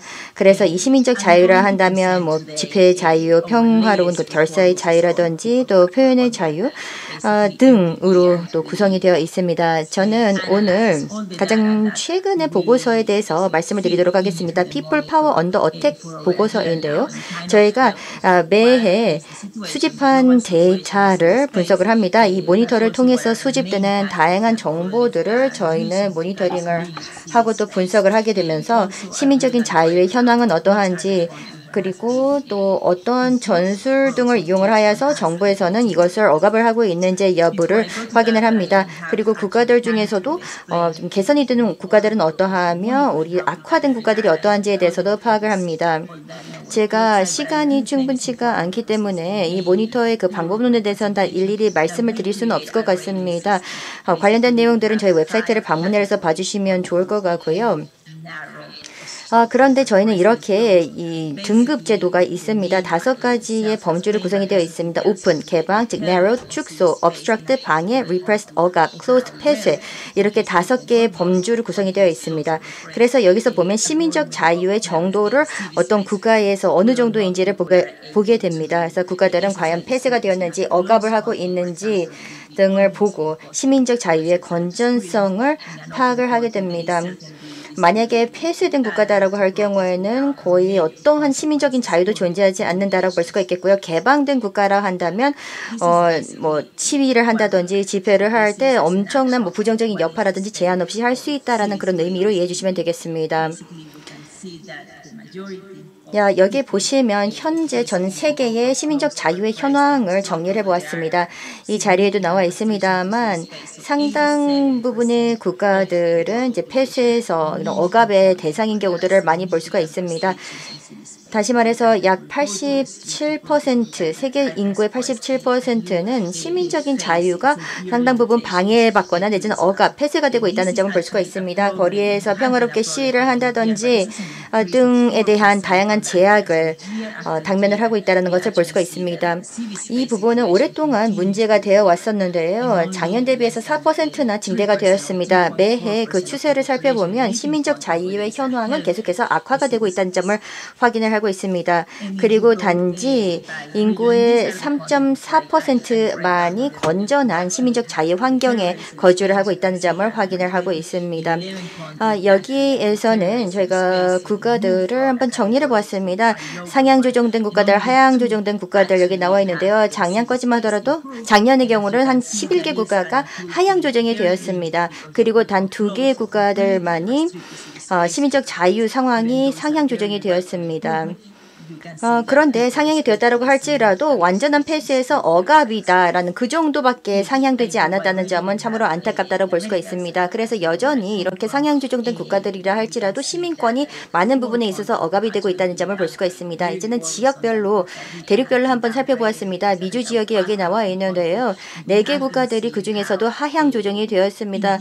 코스타리카 같은 경우에도 이렇게 하향 조정이 되었습니다. 코스타리카는 상당히 개방된 그런 국가였었는데 이렇게 하향 조정이 되었습니다.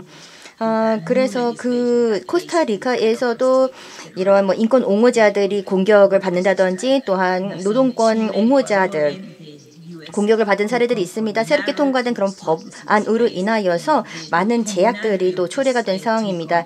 칠레, 에콰도르, 미국 같은 경우도 하향 조정이 되었는데 바로 축소에서 이제 방해로 하향이 조정되었습니다. 어떤 칠레 같은 경우에도 체계적인 어떤 방해 그런 작업들이 있었던 것으로 알고 있습니다.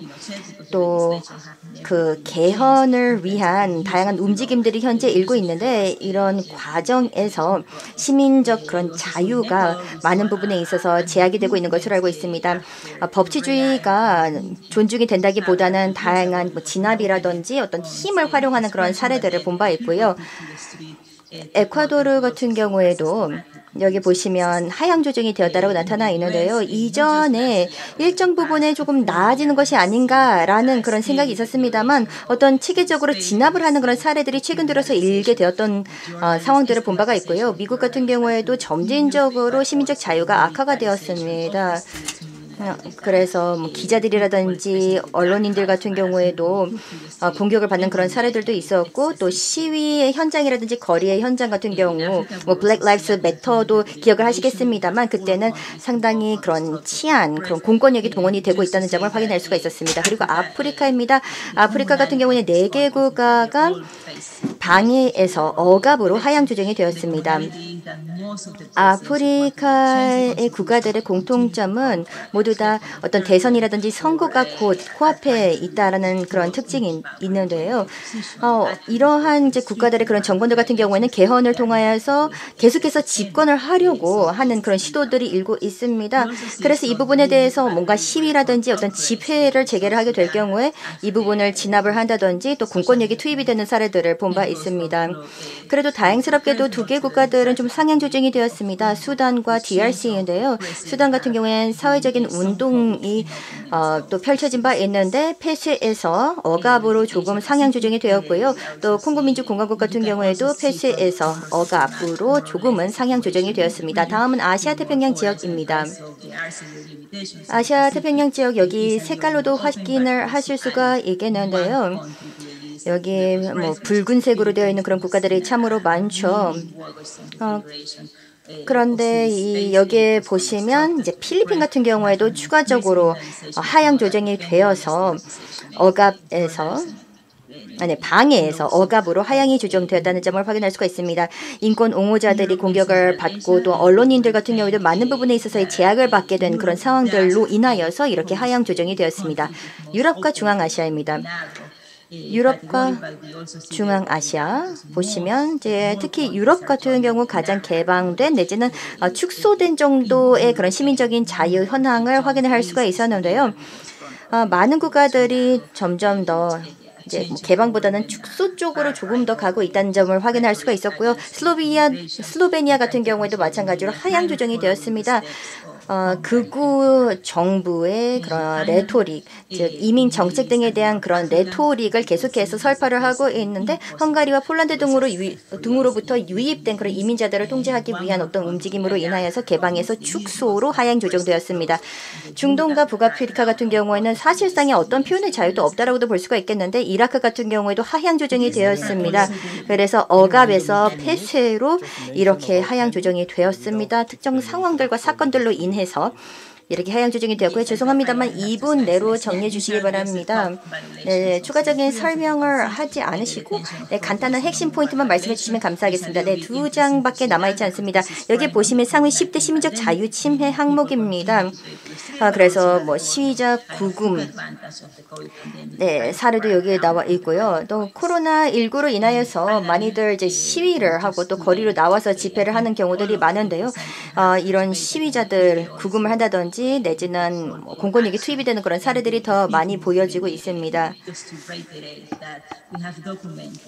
그래서 이렇게 다양한 행동을 촉구하는 다양한 운동들이 있죠. 평화의 운동 등도 있고 그러한데 여러 가지의 그런 어려운 점들이 있지만 그래도 다양한 시민단체들이 열심히 노력을 경주하고 있습니다. 그리고 일선에서 변화를 유도를 하기 위해서 노력을 하고 있습니다.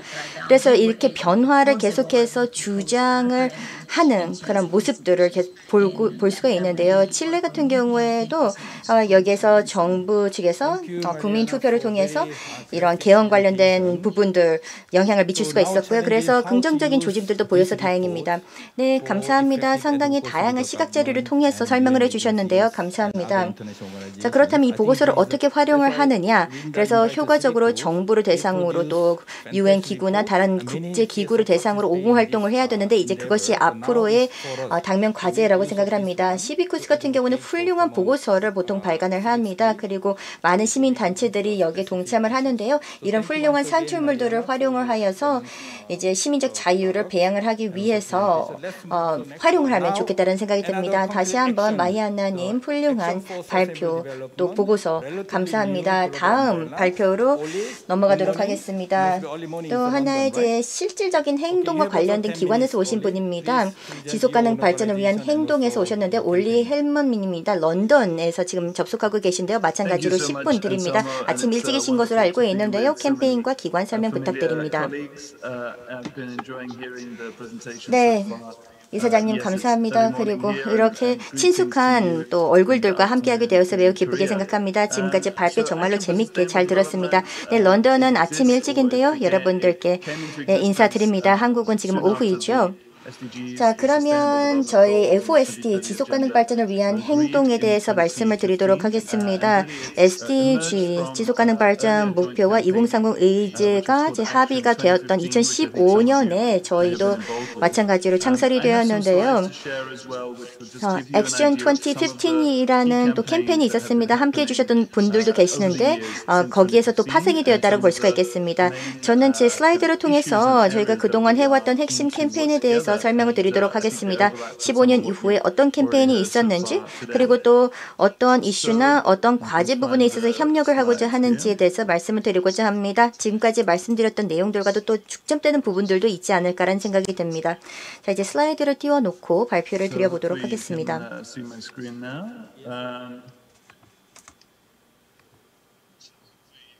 네, 제 화면 잘 보이시는지 모르겠습니다. 지속가능 발전 목표, 여러분들도 아마 익숙하시겠습니다만 17개의 목표로 구성이 되어 있습니다. 여기에는 사람, 지구, 번영, 평화, 그리고 파트너십에 대한 목표들이죠. 그리고 계속해서 이제 많은 분들이 그 중요성에 대해서 설명을 해주셨습니다. 시민적 자유의 중요성, 그리고 경제적, 사회적 평등과 형평성의 중요성에 대해서 말씀을 해주셨고 또 기후와의 연계성, 또 환경적, 또 기후 변화에 대한 대응에 대해서도 전 세계적으로 이 부분을 개선해야 된다라는 그 중요성을 담고 있는 목표입니다. 저희 A4SD는 2015년 이후로 다양한 노력을 동원하는데 노력을 결집한 바 있습니다. 즉 여러 국가 연합들과 그런 기관들이 2030 의제에 대해서 책임성을 다하도록 지원을 해왔는데요. 진전이 너무 더뎠다라고 저희는 느꼈습니다. 국가들에 따라서 주요한 과제들을 또 강조하고 또 관련된 그런 노력을 전개한 것으로 알고 있는데 저희는 정부와 함께 이런 고위급 정치 포럼이 매년 7월에 개최가 되는데 그런 포럼에서 정부와 함께 동참을 하는 그런 기관 연합들과도 같이 협업을 하고 있습니다. 그리고 저희는 또 보고서 양식이 있는데요. 피플스 스코어카드라는 것이 있습니다. 여러분들 중에서도 적극적으로 참여한 그런 기관들도 많은 것으로 알고 있는데 올해에도 마찬가지로 이 피플스 스코어카드를 발간을 할 것입니다. SDG가 발표된 이후로 5년가량 지났는데 이제는 어디에 간극이 있고 어떤 부분들이 진전이 있었는지에 대해서 파악할 필요가 있다고 생각합니다. 첫 번째 목표는 빈곤 퇴치이죠. 또 10번 목표는 불평등에 관련된 그런 목표인데 국가들의 현황들을 보면 불평등이 오히려 심화되는 곳들이 있습니다. 유럽 국가들 중에서도 스페인이라든지 영국과 같은 국가들의 경우에는 불평등이 오히려 최근 몇 년 동안은 심화되었습니다. 제가 보기에는 이제 헬스케어 관련된 그런 우려, 박예아님께서도 말씀해 주셨던 것처럼 이제 공중보건의 이슈들도 지금 팽배하고 있는데 보건 관련돼서도 교육 관련돼서 어떤 우대 조치라든지 등을 또 제공을 해야 되는 그런 부분들이 있는데 시민단체 같은 경우에는 보다 정의롭고 보다 지속 가능한 그런 세상을 위해서 노력을 해야 될 것이고 모든 목소리들이 다 제대로 반영이 되어야 된다라고 생각을 합니다. 그래서 2030 의제의 모든 열망들이 것들이 발현이 되어야 될 것이고 누구도 소외되지 않는다라는 이런 원칙에 충실해야 된다고 생각을 합니다. 특정한 집단에게만 우대 조치가 가서는 안 되겠죠. 모두가 안전하지 않는 이상 그 누구도 안전치 않다라는 그런 말이 있다시피 가장 멀리, 가장 더디게 내지는 가장 취약한 그런 계층을 대상으로 열심히 노력을 경주하지만 우리가 다 같이 번영할 수 있다고 생각합니다. 자, 그러면 우리가 그 지금까지 해왔던 캠페인의 사례들에 대해서 간략하게 말씀을 드리고 현재의 캠페인에 대해서도 설명을 드리겠습니다. 수년에 걸쳐서 지난 5년이죠. 2015년부터 저희가 여러 행사들을 개최를 했습니다. 보통 9월 25일 즈음에 개최를 하는데 그때가 목표가 유엔 총회에서 합의가 되었던 또 서명이 되었던 그 날입니다. 그래서 저희는 그때쯤에 보통 다양한 활동을 하게 되는데요. GCAP, 지구촌 빈곤 퇴치 시민연대와 또 유엔의 SDG 액션 캠페인과 함께 노력을 하고 행동을 합니다. 2017년에는 약 1000건의 행동이 이행이 되었고 116개 국가가 함께 했는데요. 2018년에는 이 숫자가 더 늘어났습니다. 100만 명이 넘는 사람들이 이 Act for SDG라는 이 공통의 해시태그를 활용을 했습니다. 하지만 이 해시태그가 좀 명확지는 않았죠. 좀 기술적인 그런 해시태그와 같은 그런 느낌도 있었고 풀뿌리의 행동을 촉구하는 데는 좀 부족했다라는 생각이 들어서 2019년에는 또 다른 해시태그를 사용을 했습니다. Stand Together Now, 즉 연대를 강조하는 그런 해시태그를 활용하기 시작을 하였고 여러 기관들을 연계하고 연결하는 데 집중을 했습니다.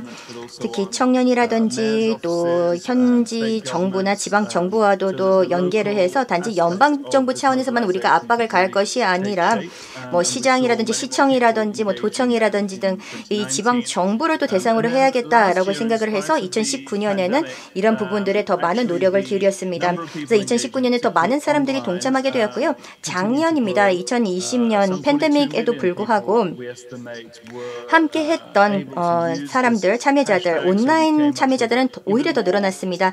약 4,200만 명에 달하는 사람들이 이 해시태그를 많이 달았는데요.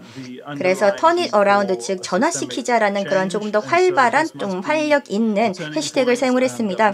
코로나19에 또 대응하는 차원에서 어떤 체계적인 변화가 필요하다라는 그런 해시태그라고 볼 수가 있겠습니다. 그래서 우리가 수년에 걸쳐서 어떤 전환점을 계속해서 강조해 왔는데 코로나로부터의 그런 대응과 그런 회복, 보다 나은 재건 이런 이야기들도 많이 하는데 보다 한 발 더 나아가서 어떤 새로운 모델이 구축이 되어서 우리가 원하는 완전한 뭐 재리셋의 어떤 순간 뭐 저탄소 경제로의 전환이라든지 또 다른 새로운 어떤 경제 모델을 구축을 하자라는 그런 다양한 내용들을 함축하고 있습니다. 그래서 이 Turn it around라는 그 해시태그, 이 전환점이 필요하다라는 그런 해시태그, 이런 키워드가 뭐 유엔에서도 또 유엔 사무총장께서도 이 표현을 사용을 하였고 여러 유엔의 그런 중역들이 이 표현들을 많이 사용을 한 사례를 본 바 있습니다. 그만큼 변화가 꼭 필요한 순간이라는 것이죠. 그리고 SDG 액션 존이라는 것 자체가 온라인상으로도 진행이 되었는데 뭐 여러분들 중에서도 또 관심이 많을 분들이 있을 것 같습니다. 9월에도 마찬가지로 SDG 액션 존을 띄울 예정인데 여기에서는 다양한 아이디어를 시민단체와 다른 파트너들과 공유하는 장이라고 보시면 되겠습니다. 그리고 유튜브에도 스트리밍이 되고 있고요. 그래서 함께 동참해 주시면 좋을 것 같고요. 또 그 외에도 다양한 주요 매체를 통해서도 이 변화의 필요성에 대해서 강조하는 그런 움직임에 저희도 함께 했습니다. 자, 그렇다면 우리가 여기에 어떻게 더 살을 더 붙일 수가 있을까요? 이제 올해 같은 경우에는 지금 우리가 이러한 내용들을 계획을 하고 있는데요. 정말로 대단한 남다른 한 해였죠. 작년이 핵심적인 한 해가 될 것이다라고 많이들 생각을 했습니다만 작년에 해야 했던 많은 결정들이 많은 부분 연기되고 올해로 지연이 되었습니다. 그래서 예를 들자면 코로나 대응에 관련된 의사결정도 물론 포함이 되지만 뭐 생물 다양성 관련된 그런 목표도 작년에 협상 대상이었었는데 연기가 되어서 올해 할 예정이죠. 또 기후변화 관련된 당사국 총회도 마찬가지로 연기가 되었습니다. 글라스고에서 이제 연내 좀 후반부에 개최가 될 예정이고요. 그래서 여러 가지 의사결정 포럼들이 머지않아서 올해 개최가 될 예정인데 그렇기 때문에 올해는 모든 것을 제대로 돌려놓기 위한 또 매우 중요한 원인이 되지 않을까라고 생각을 합니다. 그래서 핵심적인 테마들을 우리가 작업을 할 예정인데요. 오늘 함께했던 여러 기구들과 함께하면 좋겠다는 생각이 듭니다. 불평등 해소가 그중 하나인데 이것은 코로나19 대응과 관련돼서도 밀접한 연관성이 있지 않나라고 생각을 합니다. 그리고 충분한 재정 지원이라든 보다 공정한 재정, 공정한 세제, 그리고 국가들 중에서도 부채 수준이 가장 높은 그런 국가들이 단지 모라토리움뿐만 아니라 어떤 부채를 탕감을 하여서 내지는 유예를 시켜서 적절한 사회적 보장이라든지 공중보건에 대한 어떤 재원을 마련할 수 있도록 돕는다든지 이런 내용들도 포함이 된다고 볼 수가 있습니다. 아프리카 일부 국가들 같은 경우도 수주 동안 최근 몇 주 동안 실제로 디폴트하는 그런 사례들이 있었는데요. 네, G20 관련돼서도 리카르토 님이 말씀해 주셨습니다만 중요한 역할을 하지 않나라고 생각을 합니다. 왜냐하면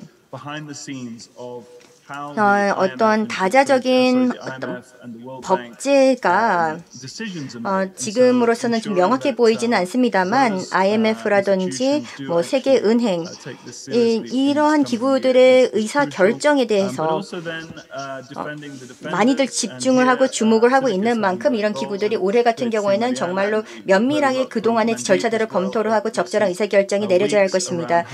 그리고 또 수후자들을 이제 지켜줘야 된다라는 그런 내용이 인데요. 시비크스도 이 부분에 대해서 상당히 긴밀하게 협력을 해왔죠. 그래서 어떻게 하면 계속해서 우리가 정말 새로운 세상을 원한다면 이런 수호자들, 즉 다시 말해서 기후변화를 위해서 투쟁하는 자들이라든지 인권 수호자들, 또 민주적 어떤 적법성이라든지 표현의 자유를 주장을 하는 이런 수호자들을 지켜줄 필요가 있을 것입니다. 그래서 이러한 부분들도 저희는 중요한 테마로 삼고 있고 많은 그런 네트워크 기관들과도 함께할 수 있는 부분이 아닌가라고 생각을 합니다. 또 기후나 환경 위기에 대해서는 올해 또 잠시 말씀을 드리다시피 당사국 총회가 곧 개최가 될 예정인데 여기에서도 다양한 노력을 결집할 예정입니다. 저희는 350와 또 클라이밋 액션 네트워크와도 지금 파트너십을 구축을 하였습니다. 더불어서 정기적으로 이런 청년 활동가들과도 함께 계속해서 연락을 취하고 있는데요.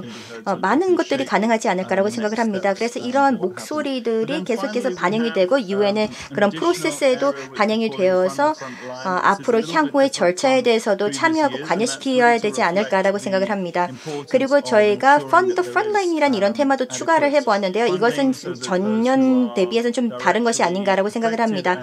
여기서 의미하는 바는 충분한 펀딩이 일선에도 제공이 되어야 된다는 점인데요. 직접적으로 영향을 받는다라든지 그리고 여러 공동체에서의 변화의 주역들이 이 일선들인데 이들이 계속해서 살아남고 계속해서 그 역할을 하는데 펀딩을 제공을 한다라는 뜻이 되겠습니다. 저희는 소브라는 또 새로운 접근법을 곧 발족할 예정인데 여기에서는 이 일선 그런 기관들의 경험들을 공유를 하고 이들에게 직접적으로 펀딩을 제공할 수 있는 그런 방편들을 마련하기 위한 기제라고 보시면 되겠습니다. 그래서 큰 어떤 글로벌 기구에만 의존을 하는 것이 아니라 어떤 연중으로 풀뿌리의 목소리를 지원을 하기 위한 그런 움직임이라고 보시면 되겠습니다. 네, 자, 제 마지막 슬라이드입니다. 정리를 해보자면 올해 좀 중요한 그런 행사들이 많다라고 말씀을 드렸죠.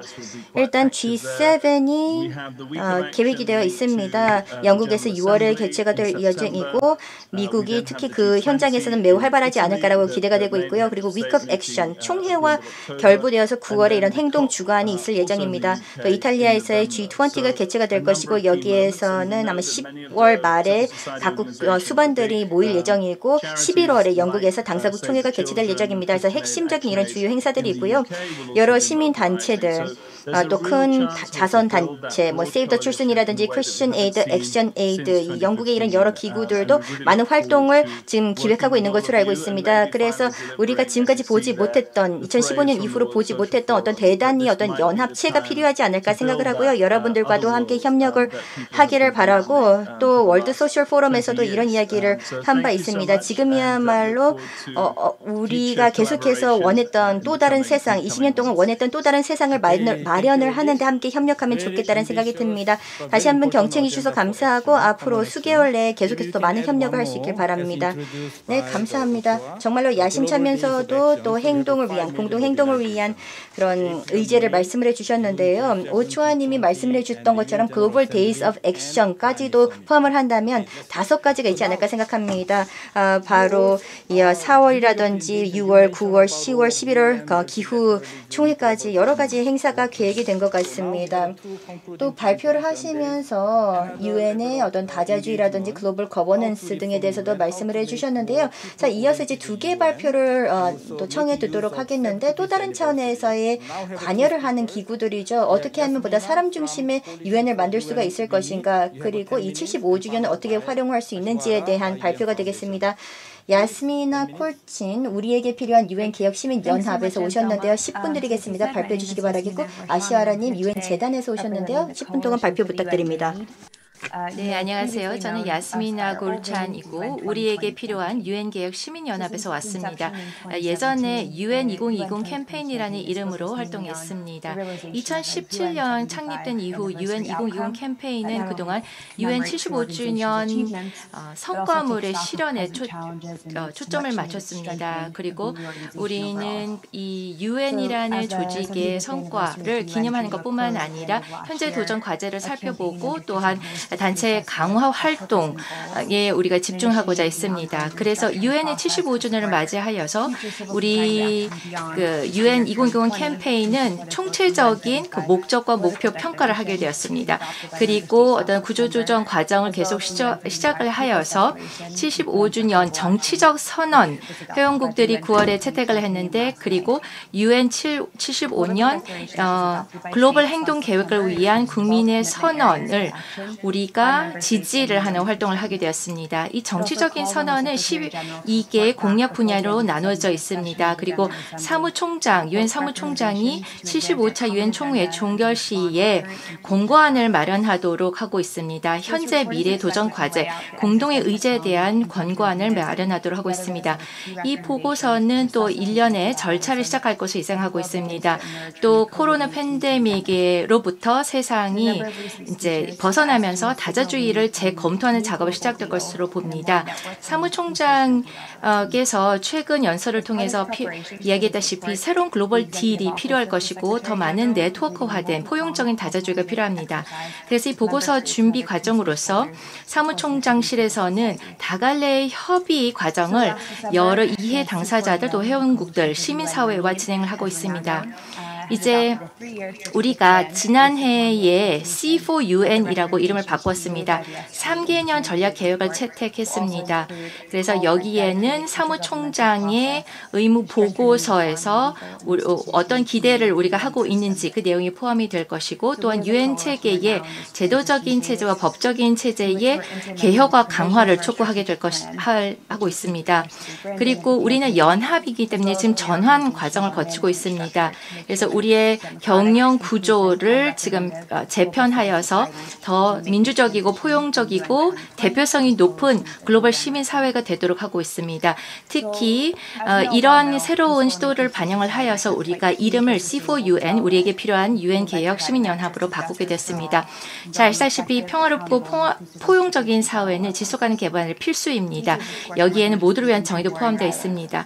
그리고 또 효과적이고 책임성 있고 포용적인 제도를 모든 단계에서 구축하는 것도 포함이 되어 있습니다. 그리고 평화라는 것은 단순히 전쟁과 폭력을 중단시키는 것이 아니라 어떤 각 국가 행동, 태도, 법이 평화의 문화에 일맥상통하도록 증진하는 것도 포함되고 있습니다. 따라서 우리가 원하는 미래를 위해서는 전쟁 예방, 또 지속적인 평화 이런 노력을 기울이고 또 빈곤 퇴치 이런 모든 것들을 우리가 책임감을 가지고 참여를 해야 되고 새로운 접근법을 도입해야 됩니다. 정치적인 선언이 지난 9월에 채택이 됐는데 우리의 공동의 세계 사회 계약을 갱신하고자 하고 있습니다.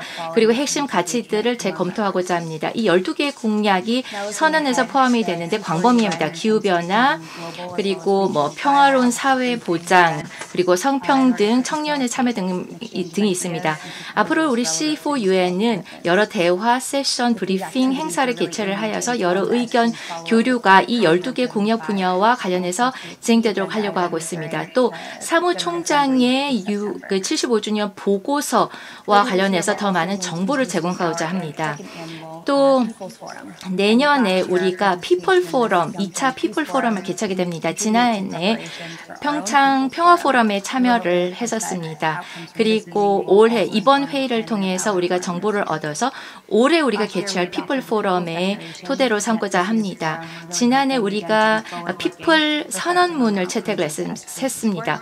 올해 피플 포럼을 통해서 또한 그 사무총장님의 보고서 내용, 그 권고안이나 결과와 관련해서 반영을 하고자 합니다. 또한 우리는 여러 미팅이나 또 포커스된 행사들을 개최를 하여서 더 많은 시민사회 참여를 도모하고자 합니다. 여러 이해관계자 공동체도 참여를 하고 또 더 소규모의 포커싱된 세션도 우리가 개최를 하게 될 것입니다. 또한 UN 연중, UN 활동과 연계되어 있는 중요한 여러 행사들도 공동으로 스폰서하고 참여하고자 합니다. 또 다른 이니셔티브가 있는데요. 제가 크게 기대하고 있는 것이 다자 혁신 허브라는 것이 있습니다. 그래서 이 허브들은 협업을 위한 공간이 될 것입니다. 그래서 UN 체계를 강화하고자 하는 여러 가지 제안들을 진전시키는 장소로서 활용이 될 것입니다. 또한 하나의 플랫폼에 대해서 여러 파트너십과 협업을 강화해서 새로운 개혁 제안들을 UN 그리고 국제기구에 제시할 수 있도록 할 것입니다. 몇몇 포커스 분야에 대해서 설명을 드리겠습니다. 여기에는 포괄적인 환경 조약이 있을 수도 있고 또 UN의 총회장실의 권한 강화, 또 2030 의제에 대한 공약 강화, 그리고 HLPF 강화도 포함되어 있습니다. 그리고 그 UN 사무국 내에서의 어떤 전담 시민사회 챔피언을 설립을 하여서 UN에서의 시민사회 참여를 확대하고 모니터링하는 활동을 하고자 할 것입니다. 그래서 2021년 이러한 일련의 활동들을 진행하고자 합니다. 우리는 파트너들과 함께 촉매 역할을 하고자 합니다. 또한 이런 활동을 통해서 국제 협력을 더욱더 강화하고자 합니다. 지금이야말로 우리가 창의적인 사고를 할 시기입니다. 더 나은 유엔이 될 수 있도록 재구축하는 데 우리가 참여할 필요가 있습니다. 유엔 사무총장은 더 포용적인 네트워크화된 다자주의가 필요하다고 했습니다. 그리고 시민사회 참여가 이 목표 달성에 필수입니다. 네, 이것으로 제 발표를 마치겠습니다. 감사합니다. 네, 야스미나 골침님. 앞으로 어떤 활동을 할지 계획 설명 잘해 주셨습니다. 감사합니다. 네, 상당히 구체적으로 어떤 계획이 있는지 등에 대해서 말씀을 해주셨는데요. 이어서 유엔재단의 아이시 와리아 마차니님의 말씀을 들어보도록 하겠습니다. 마차니 대표님께서 우리가 함께 무엇을 할 수 있는지에 대해서 발표해 주실 예정입니다. 네, 안타깝게도 10분 미만으로 해주시면 감사하겠습니다. 네, 안녕하십니까. 저는 아이샤 마찬이라고 합니다. 그리고 저는 우리 Our Common Agenda를 준비하고 있는 어떤 공동 연합을 대표해서 말씀을 드리고 있습니다. 76차 총회에서 이제 9월이 되겠죠. 그때도 발표가 될 예정인데요. 야스미나님께서 이미 조금 말씀을 해주셨습니다. 구체적으로 우리가 어떻게 이제 청년 중심의 또 시민 사회 단체들과 일하는지에 대해서 말씀드리기에 앞서서 이 커먼 어젠다에 대해서 말씀을 드리도록 하겠습니다.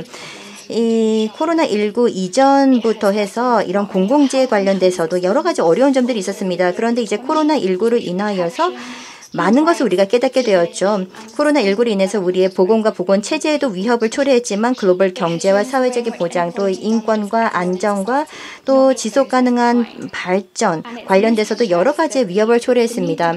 그리고 불평등이 모든 사람들에게 영향을 미친다. 소외된 자들뿐만 아니라 모두에게 영향을 미친다라는 점을 확인할 수가 있었고요. 또 빌드 백 베터, 야스미나님께서도 말씀해 주셨던 것처럼 보다 나은 이 재건을 하기 위해서 이런 아웃커먼 어젠다가 필요하다라고 생각을 하여서 우리가 작업에 착수했습니다. 아웃커먼 어젠다에 대해서 말씀을 드리자면 상당히 야심찬 하나의 운동으로서 사무총장이 UN 창립 75주년 기념 선언에도 나와 있다시피 관련된 내용들에 대해서 권고안을 마련하도록 하고 있습니다. 그래서 여기에서는 국제적인 협력과 행동을 또 증진하고 또 국제사회에서의 다자주의를 재활성화하도록 하고 있고요. 또 사무총장이 1년 내에 이런 Our Common Agenda, 공동 어젠다를 진척시키고 현재와 미래 과제에 대응을 하기 위한 공고안을 마련하도록 촉구를 하는 내용으로 구성이 되어 있습니다. 그래서 이 Our Common Agenda 같은 경우에는 이전에 이제 사무총장이 그런 보고서와는 다르게 지금까지 목소리 내지 못했던 그런 집단들과도 함께 한다는 점에서의 차별점이 있습니다. 그래서 여기서는 회원국들뿐만 아니라 또 선구자들뿐만 아니라 다양한 시민단체들도 특히 매우 중요하게는 청년들도 참여하도록 하고 있습니다. 사무총장은 75차 유엔 총회에서도 이제 말씀을 해주셨습니다만 청년과 또 미래 세대를 위한 연대의 중요성 이 내용이 포함이 되어 있고요. 또한 75주년 기념 선언문의 12개의 그 전념 분야도 보면 이 청년의 목소리를 정말로 잘 대변을 해야 된다고 나와 있습니다. 그래서 저희는 청년들이 우리의 공동의 미래에 대해서 목소리를 낼 수 있도록 하는 플랫폼을 마련을 하는 것이 핵심입니다. 저희는 차세대뿐만 아니라 미래 세대를 위해서 즉 앞으로 다음 세기에는 약 105억 명의 사람들이 이제 될 것이다라고 이야기를 하고 있는데 이런 미래 세대들의 그런 목소리나 그들의 입장도 대변이 필요하다라고 하는 그런 플랫폼입니다. 저희는 세 가지의 원칙이 있는데요. 이 원칙은 단지 청년들이 유엔에 참여할 수 있는 그런 단편적인 그런 원칙이 되어서는 안 된다라고 느끼고 있습니다. 사무총장실에서 또 추진을 했던 것 중에 하나가 이런 다양한 행사들에 청년들이 제대로 참여하지 못하고 또 정책을 제대로 그들의 목소리가 반영되어서 입안이 되지 않았다는 그런 특징이 있는데요. 그래서 청년들이 유의미하게 참여해야 된다는 점이 첫 번째 원칙이고요. 그리고 또 이제 기존의 이니셔티브와 이제 긴밀하게 협력해야 된다는 것이 두 번째 원칙입니다. 그래서 저희는 여러 파트너 기관들과 함께 노력을 하고 있는데요. 바로 이제 청년 특사 와 또 와카 갈랍과 또 아프리카 연맹의 또 청년 특사 등도 함께 참여를 하고 있습니다. 그런데 청년과 관련된 그 어떠한 기관이 되건 간에 뭔가 함께 하고 싶다라고 할 경우에는 언제든지 문이 활짝 열려 있다는 그런 말씀을 드리고 싶고요. 그래서 이것이 두 번째 원칙입니다. 세 번째는 이것은 또 하나의 일상적인 그런 협의가 아니어야 된다는 점입니다. 오랫동안 청년들에게는 많은 그런 의견을 묻고 협의를 했던 그런 사례들이 있었습니다. 미래에 무엇을 원하느냐라는 그런 질문을 해왔습니다만 실제로 정책 입안 단계에서는 이 청년들의 목소리가 제대로 반영이 되지 않았습니다. 사실 청년들의 앞으로 미래에도 주역들이기 때문에 그들이 그런 변화의 주역으로서 실제 정책 입안 단계 그 순간에도 참여할 수 있어야 된다는 점입니다. 이런 세 개의 원칙을 바탕으로 4단계에 걸쳐서 청년들의 관여를 하기 위한 프로그램 마련을 하였는데요. 젊은 사상가들을 위해서 여러 가지 장치들을 마련을 했습니다. 전 세계 여러 청년 기구들과 또 하게 될 텐데 여기에 있는 그런 내용들이 사무총장의 그런 보고서에도 당연히 반영이 될 것이고 우리 미래의 어젠다에 관련된 어떤 산출물로 6월에 나올 예정입니다. 그래서 8개의 넥스트 제너레이션 펠로우즈와 그런 일이 있을 것이고 그 작업을 하게 될 예정이고요. 여기는 저도 포함이 되어 있습니다. 그리고 6개의 지역과 18세에서 30세에 달하는 다양한 청년들이 함께할 예정입니다. 현재 챌린지 페이퍼를 저희가 마련을 하고 있는데요. 여기에서는 우리가 앞으로 연구를 어디에 해야 되는지에 대한 중점 분야를 정의를 할 예정입니다. 이미 5개의 핵심 연구 주제를 마련했습니다. 교육과 스킬, 일자리와 경제적 기회, 적극적인 시민주의와 참여, 지속가능한 미래, 그리고 청년의 목소리라는 5가지 핵심 주제를 이미 정의를 했습니다. 그리고 2월에 27일부터 UN 재단은 대단한 이제 빅 브레인스톰 행사를 개최할 예정입니다. 여기에서는 청년 관련된 그런 기구들이 참여하게 되는데 2월 13일에서 27일이고요. 얼마 남지 않았죠. 여기에서는 액션 그룹을 구성을 하여서 관심 있는 분야에 대한 오픈스페이스 토론을 하는 작업이라고 보시면 되겠습니다. 다양한 의견을 개진을 하는 것이고 행동에 옮길 수 있는 어떤 제안들을 마련을 하고 넥스트 제너레이션 펠로에서 이런 내용들을 정리를 하여서 청년 보고서를 만들 예정입니다. 5월에는 차세대와 미래세대 총회가 개최될 예정입니다. 이 자리에서는 글로벌 그런 청년들의 각 기구 또 수장들이 보고서 초안을 살펴보게 될 예정입니다. 여기에서는 다양한 아이디어를 최종의 청년 보고서를 만들기에 앞서서 정리하는 그런 자리라고 보시면 되겠습니다. 그리고 이후에 이 차세대 펠로들이 주요한 의사 결정자들과 함께 실제로 행동에 옮길 수 있는 행동 지침들을 마련할 예정입니다. 즉 협의로 끝나는 것이 아니라 어떤 행동으로 옮길 수 있도록 한다라고 보시면 되겠는데요. 저는 이제 두 가지의 야심찬 목표가 있습니다. 젊은이들에 의한 프로세스가 될 것입니다. 그래서 이것이 국내 내지는 국제적인 정책 입안을 하는 과정에서 하나의 모범 사례가 되기를 바랍니다. 청년들이 의사결정을 하는 데 있어서 꼭 동참을 해야 된다는 그런 원리에 입각을 하고 있고요. 두 번째는 지금 세상이 상당히 분절화되어 있고 파편화되어 있는데 지금이야말로 우리가 필요한 그 다자주의를 또 사무총장이 강조했던 다자주의를 제대로 발현할 수 있는 기회라고 생각을 합니다. 그래서 이런 프로세스를 통해서 보다 연대를 바탕으로 하고 있는 차세대와 미래세대를 위한 새로운 공동 의제가 되길 바랍니다. 네, 그래서 이제 정리를 하자면 우리의 빅 브레인스토밍 개최가 곧 예정이다라고 말씀을 드렸는데 2월 13일에서 27일인데 아직 자리가 많지는 않지만 몇 자리가 남아 있습니다. 그래서 청년 사상가들이라든지 또 활동가들 앞으로 미래에 뭔가 의견을 개진하고자 한다면 참여해 주시면 좋을 것 같고요. 그리고 35세 미만의 그 누가 되건 간에 참여를 할 수가 있기 때문에 그 정보를 꼭 전달해 주시기 바랍니다. 그리고 브레인스톰에서 나와 있는 다양한 권고사항들이 하나의 별도의 청년 보고서에 반영이 될 예정이고 이것이 사무총장 보고서까지도 반영이 될 예정입니다. 그래서 정말로 이런 다자주의 체제가 청년들과 어떻게 상호작용하는지를 단적으로 보여주는 하나의 사례가 되지 않을까라고 생각을 하고 있고요. 또 어떤 면에 있어서 앞으로 향후 1년 동안 넥스트 제너레이션 펠로우와 함께하고자 한다면 꼭 연락을 취해 주시기 바랍니다. 저희는 항상 청년 관련된 기관들과 꾸준하게 협업을 하고자 합니다. 그래서 언제든지 함께해 주시기 바라겠고요. 앞으로 미래의 행사에도 동참해 주시면 감사하겠습니다. 자, 이것으로 정리하도록 하겠고요. 경청해 주셔서 감사합니다. 앞으로도 함께 동참할 수 있길 바라고 아웃커먼 어젠다 함께 꾸려나갈 수 있길 바랍니다. 네, 아이치 마차니님 감사합니다. 상당히 유용하면서도 또 상당히 간단 명료하고 실용적인 그 안을 제시해 주신 것 같습니다. 이 어젠다를 보면 다 상호 연계되어 있습니다. 그래서 이런 다양한 이니셔티브에서의 시너지 구축이 가장 중요하지 않을까라고 생각을 합니다. 그런데 안타깝게도 저희가 충분한 시간이 없어서 Q&A를 하지는 못할 것 같습니다. 따라서 여러분들께 이메일로 여러 가지 질문들이 들어왔는데 공유를 하도록 하겠습니다. 그런데 제가 여러분들께 드리고 싶었던 공통 질문은 어떻게 다양한 이니셔티브 사행에서의 시너지를 구가할 수 있는지 이것이 제가 여러분들께 드리고 싶었던 질문입니다. 어떻게 전략을 구사를 할 때 조금 더 체계적으로 할 수 있는지에 대해서 좀 질문을 드리고 싶었는데요. 이메일을 통해서 서로 의견을 공유하면 좋을 것 같고 그리고 한 가지 또 행사가 남아 있습니다. 네, 코이카의 상임이사님께서 또 축사를 해주실 예정이었는데요. 프로그램에서는 누락이 되었었죠. 그렇기 때문에 네, 사실 이제 환영사였습니다만 이것이 어떻게 마무리되는 이 세션의 폐회사가 되지 않을까라는 생각이 듭니다. 자, 그러면 상임이사님의 말씀 띄워주시기 바랍니다. 네, 그리고 이후에 또 마무리 말씀드리도록 하겠습니다. 자, 안녕하십니까, 네, 기분 여러분. 네, 코이카 백수키 상임이사입니다. 우선 전례 없는 어려움이 코로나19로 인하여 초래되었음에도 불구하고 오늘 함께해 주신 여러분에게 감사의 말씀 전합니다.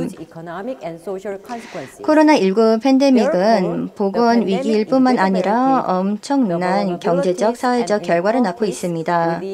따라서 팬데믹은 한 구간에 또는 국가들 간 존재하는 취약성과 불평등을 악화시켰습니다. 더욱이 팬데믹은 수십 년의 개발 성과와 또 SDG 이행을 심각하게 저해할 가능성도 있습니다.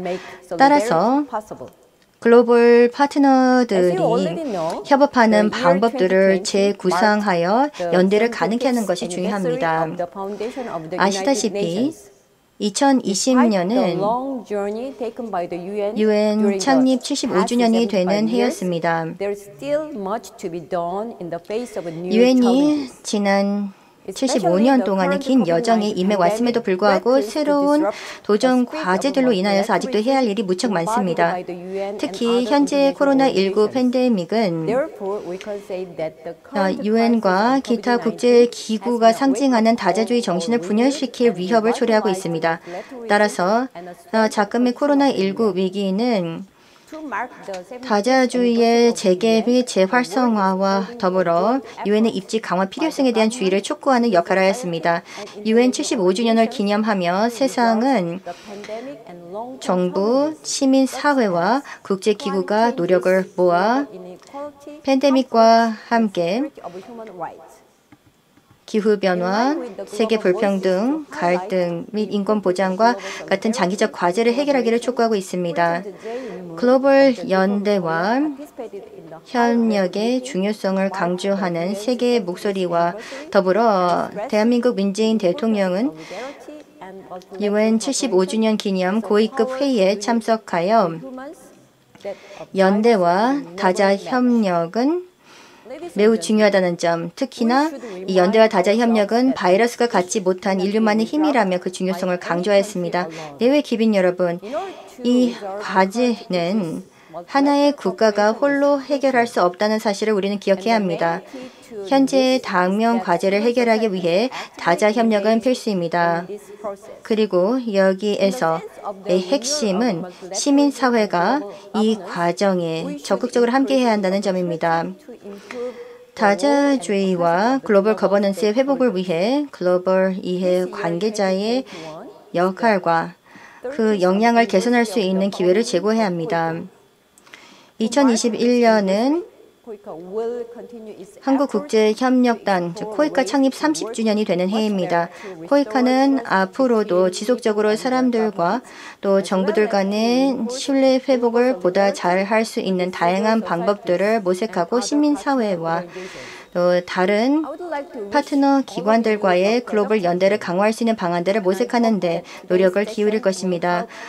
오늘 모든 분들에게 생산적인 하루가 되시길 바랍니다. 그리고 오늘 세션이 다자주의와 글로벌 연대를 또 시민사회의 적극적인 참여로 증진할 수 있는 길을 찾는 데 도움이 되기를 바랍니다. 그리고 마지막으로 한 말씀만 드리고 제 축사를 마치고자 합니다. 우리가 미래를 꿈꾸는 다자주의는 잘 연결된 포용적이며 또 회복력 있는 효과적인 다자주의여야 한다는 점입니다. 네, 다시 한번 오늘 바쁘신 와중에도 본 세션에 참석해 주신 여러분 대단히 감사합니다. 네, 감사합니다.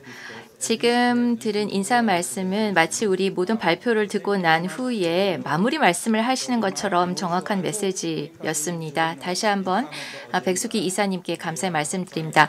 앞으로 우리가 여러 의제를 추진하고자 하는데 이때 코이카의 참여도 기대를 해보도록 하겠습니다. 제가 이제 공동으로 행동을 취할 것을 제안드리고 싶습니다. 지금 이 자리에서 여러 글로벌 이슈들을 우리가 다루고 있는데 지금 미얀마에서 벌어지고 있는 일이 있습니다. 군사 쿠데타가 발생했고 많은 젊은이들이 거리로 나오고 있습니다. 평화적인 불순종, 평화적인 집회를 통해서 민주주의와 평화, 인권을 위해서 촉구하고 있습니다. 그렇기 때문에 우리가 상징적으로 행동을 취하기를 바랍니다. 쓰리핑거 아시죠? 지금 미얀마에서 이렇게 독재 정권의 어떤 상징으로서 이 세 개의 손가락을 이렇게 들고 있습니다. 그래서 여러분 모두께서 지지의 의미로서 이렇게 손가락을 들어주시고 사진을 찍고서 우리가 지지의 뜻을 표명하겠습니다. 사진을 함께 찍겠습니다. 네, 감사합니다. 참여해 주셔서 감사드리고 계속 연락하도록 하겠습니다. 내년에는 평창에서 직접 뵙도록 하겠습니다. Thank you.